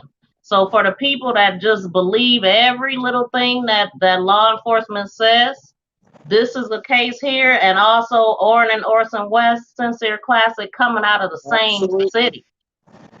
Okay, they're not making this up. We see how they handled that case, and thank God for Sheri coming forward and letting us know about Desiree. So this is just what they do in Cal City, allegedly. Yeah, yeah. You know, they even, John Walker got up there and stated with the boys that they detect foul play. Why are them not, why are they still why are the West still free? I don't I don't understand. I don't understand it. Why, I mean I, I don't get it. But I do know in my heart of hearts, I don't believe those babies were ever in that house, unfortunately. I didn't believe that either. The only reason why I did was because they said that their scent was there, but then I was like, well, how long do the scent stay? That's the Could have been a only piece reason of why I clothing. said that. That could have been a piece of Huh? clothing. It could have been a toy. You know, the dog never tracked outside where they said that the babies were. The dog just hit on a scent in the house, which could have been anything. So, and how do we even know that that scent that they gave the dog was actually those babies' scent? That could have been one of the other kids' scent. You don't know. We don't know what is in the crazy minds of these two. You know, but I just don't believe that the babies were ever there. It I don't know. I hope we get I pray answers for them every soon on day. the baby. I really do. And I hope we get answers on Desiree. This is ridiculous. I mean, I've never known anything like this in my life. You Hmm. you just don't even believe stuff like this exists, but now we know it does. It does. And you know when everything happened with the babies, just sit up there and watch that interview made me sick to my stomach. Um, to watch the videos of them supposedly searching, which she never did, made me sick to my stomach. How do you go out and search 6 minutes for a child? You know, their body language told it all. Everybody's seen it. Everybody's seen that body language. I'm sitting here watching this interview in tears, crying for children that I've never met before. And yet they're standing in front of a camera with no friggin' emotions at all. But these were Yeah, supposed that to was be very children upsetting. that you loved and you adopted. No, no, Makes no sense. And you no. know And what? that broke my heart all over again. We're talking about the boys. I'm gonna play a video clip that I have here. Give you a little bit of a break, and then I'm gonna play the clip that we played in the beginning concerning Desiree for the people that probably didn't hear it in the beginning. Just Okay. the quick breakdown. But here's our boys, Sincere and Classic, Orrin and Orson West. Federal law allows citizens to reproduce, distribute, or exhibit portions of copyrighted motion pictures, videotapes, or video disc under certain circumstances without the authorization of the copyright holder. This is called fair use and is allowed for purposes of criticism, news reporting, teaching, and parody, which doesn't infringe on the copyright under 17C USC 107. With the intensifying search for two young brothers who went missing from their backyard almost 7 weeks ago. The reward for their whereabouts now increasing. This morning, ABC News getting an exclusive interview as we learn about some threats allegedly being made against the boys' adopted family. ABC's Zareen Shah joins us with more. Good morning, Zareen. Good morning, Eva. For the first time, we're hearing from the adoptive dad's family. Look, these boys have been missing over 40 days, but a small California city determined to find them. This morning, the family of the adoptive father of the two California city brothers who vanished, speaking exclusively to ABC News. I just know that they were really good parents as far as I was concerned. We offered a reward out of our own pockets. That reward for 4-year-old Orrin and 3-year-old Orson increasing to $120,000, contributed by multiple parties. Authorities receiving more than 2,000 tips and using imaging devices at their adoptive parents, Trezell West and his wife Jacqueline's home, to search for the boys. But now the adoptive dad's family says they're targets, not from authorities, but from the public.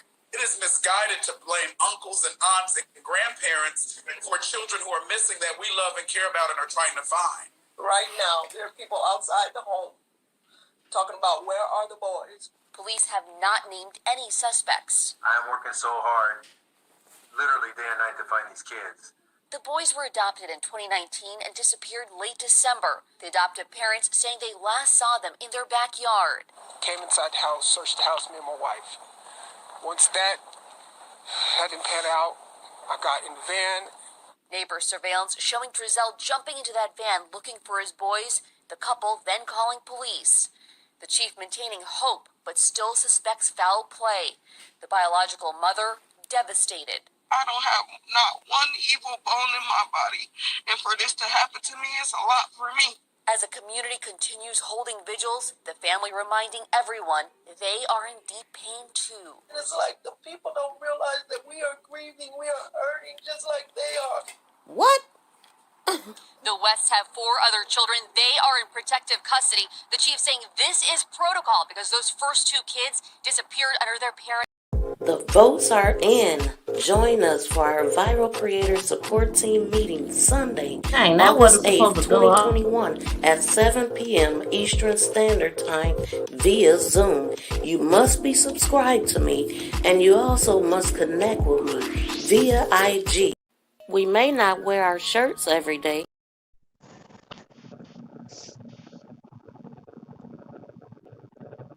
We may not wear our shirts every day, but we do have our keys with us every day. Help bring awareness to the boys, Classic and Sincere, Orrin and Orson West. They're still missing. Get in touch with Keyshaw Day. The link is in the description box. Federal law allows citizens to reproduce, distribute, or exhibit portions of copyrighted motion pictures, videotapes, or video discs under certain circumstances without the authorization of the copyright holder. This is called fair use and is allowed for purposes of criticism, news reporting, teaching, and parody, which doesn't infringe on the copyright under 17C USC 107. With the intensifying search for two young brothers who went missing from their backyard almost 7 weeks ago. The reward for their whereabouts now increasing. This morning, ABC News getting an exclusive interview as we learn about some threats allegedly being made against the boys' adopted family. ABC's Zareen Shah joins us with more. Good morning, Zareen. Good morning, Eva. For the first time, we're hearing from the adoptive dad's family. Look, these boys have been missing over 40 days, but a small California city determined to find them. This morning, the family of the adoptive father of the two California city brothers who vanished, speaking exclusively to ABC News. I just know that they were really good parents as far as I was concerned. We offered a reward out of our own pockets. That reward for 4-year-old Oren and 3-year-old Orson increasing to $120,000, contributed by multiple parties. Authorities receiving more than 2,000 tips and using imaging devices at their adoptive parents, Trezell West and his wife Jacqueline's home, to search for the boys. But now the adoptive dad's family says they're targets, not from authorities, but from the public. It is misguided to blame uncles and aunts and grandparents for children who are missing that we love and care about and are trying to find. Right now, there are people outside the home talking about where are the boys. Police have not named any suspects. I am working so hard, literally day and night, to find these kids. The boys were adopted in 2019 and disappeared late December. The adoptive parents saying they last saw them in their backyard. Came inside the house, searched the house, me and my wife.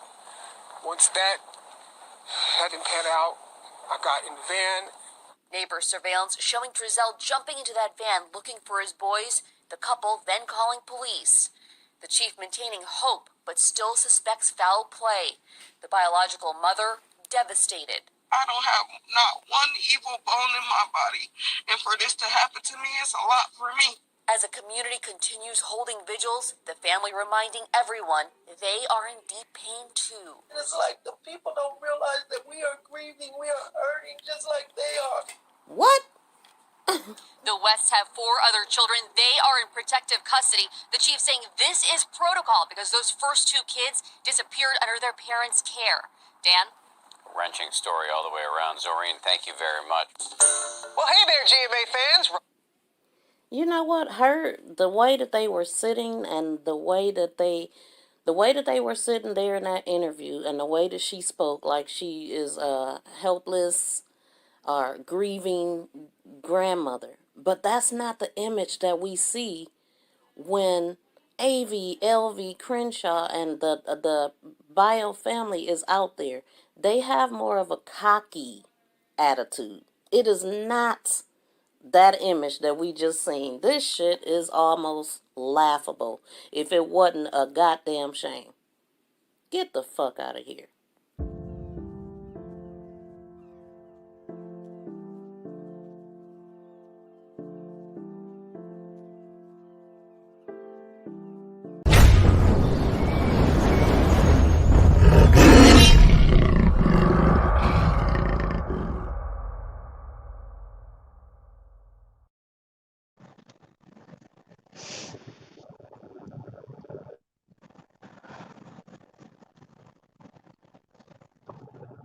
That was me using very harsh language. I was very pissed off. That was early on. That makes me angry too because, you know, as a mother with a missing child, I couldn't do that interview without. I mean, I cry every day for my daughter, every single day. And I couldn't be sitting there going through an interview, even as just a grandparent and my grandchildren are missing. I would be hysterical. There's no possible way I could just sit there, calm, cool, and collective. And That's talk the like part they I do. didn't understand too. No emotion. No, None. none of them. That whole family. None of them show any emotions at all. I mean, where's the compassion? Where's the love? Where's the worry? The where's the stress of where these babies are? I don't get it. I don't get it. I don't know. Well, thank God they have the bio fam. We got Jennifer, we got Keish, we got you. I think that's on board with it now, and everybody that hasn't stopped talking about them. I know I have not, and I'm gonna make sure that their names stay out there. You know, I got a small Exactly. platform, but we'll get there. I'm gonna go Exactly. ahead and let your daughter's story play, the one that I played in the beginning. Okay. Okay. Desiree Nicole Thompson. She went missing January 7th, 2012, from California City, California. She is classified as an endangered missing female. Her race is black, born 9/23/81. She was 39, or she would have been 39 years old. She was 30 at the time. Her height is 5'4", 180 pounds to 210 pounds. She was last seen wearing a gray sweatshirt, blue shorts, and orange and brown shoes. Her distinguishing characteristics are an African American female, brown hair with brown eyes.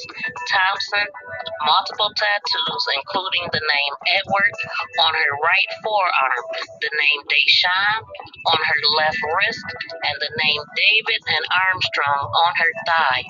Letters or face on the right side of the neck, and other tattoos.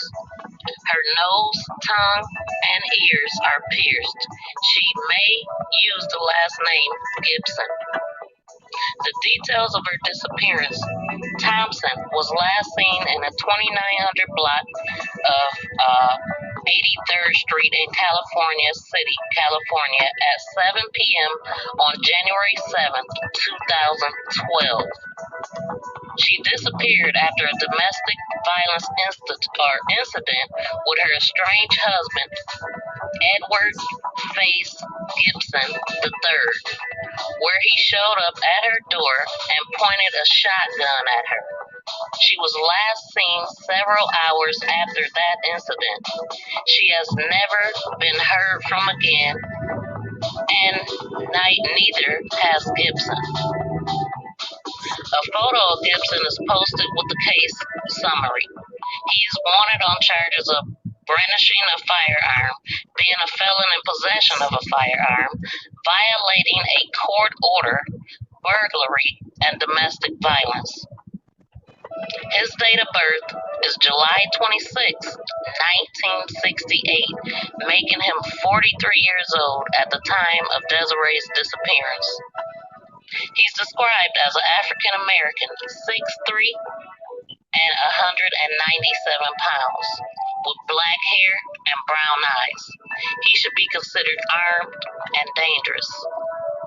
Because of the circumstances of Thompson's disappearance, and because she was a prior victim of domestic violence, she's considered missing under suspicious circumstances and possibly in danger. Her case remains unsolved.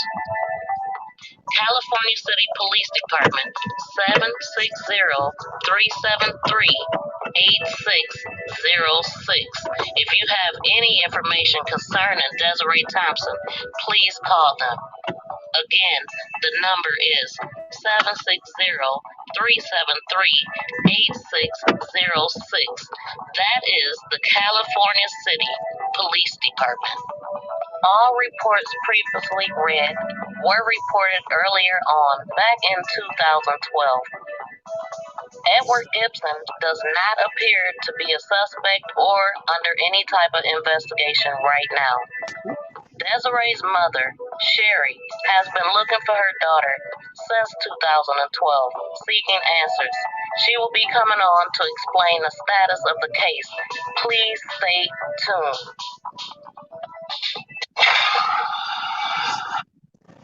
Okay. Thank you so much. You are so welcome. I just wanted to make sure everybody is caught up on what we're talking about here. And I wanted to make sure you said everything you need to say. And I want you to know that you can come on anytime. So don't think this is it. Okay. After you make the call, if you want to, you can come on, and then everybody can make the call while we're live, but not recorded, or however you want to do it. But Okay. I'm here for you. Thank you. Okay. Thank you so much. And thank you so much for coming and telling your story, being so brave. It's going to help a lot of people. And mostly, I hope it brings closure to your and get justice for Desiree. Thank you. Thank you. God Thank you, bless. guys. Thank God you. bless. Thank you, everybody, for coming on. I'm sorry if I missed questions, but it was really busy. So I was trying to listen to her. You know, that's the most important thing. But I'll look at the questions and stuff later. But if you want to come back on tomorrow, you are welcome. I want everybody to know tomorrow I have Joseph Coles. I'm going to be interviewing. He has a missing daughter named Kiera Coles from Chicago. She went missing in 2018. She was pregnant at the time. And the guy that she was last seen with wasn't brought in for questioning or anything either. Now, Desiree's birthday is September 23rd, and Kiera Cole's birthday is September 24th. And I spoke with Miss Sheri and Joseph Coles a day apart. This ain't no mistake. This is by order. We supposed to be here. So you got me, Miss Sheri. And much love to you. Much And love. positive energy. Thank you so And much. you can Thank call you. me anytime, okay? Okay. Thank you. Thank you. God We're bless. gonna get out of here, guys. I'm All gonna right. end with some commercials. Thank you. God bless. God bless you too. I think I'm frozen here.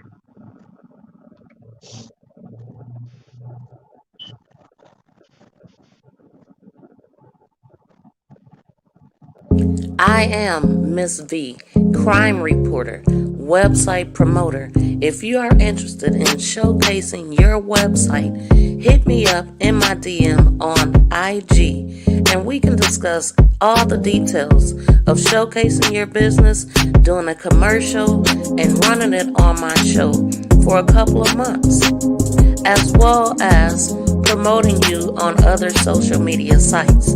If this sounds like something that you would be interested in, DM me right now and type in the comments, I am interested. And let's talk.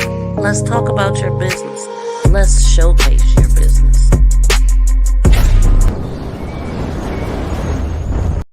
We may not wear our shirts every day, but we do have our keys with us every day. Help bring awareness to the boys, Classic and Sincere, Orrin and Orson West. They're still missing. Get in touch with Keisha Day. The link is in the description box. For great products and prices under $25, shop Quiche All Day Boutique at www.quichealldaycraftsboutiques.com.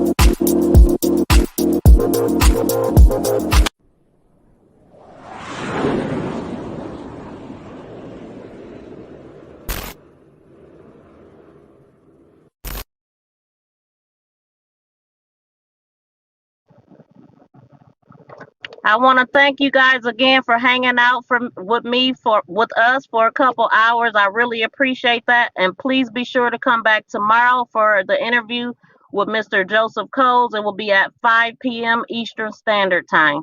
See you guys then.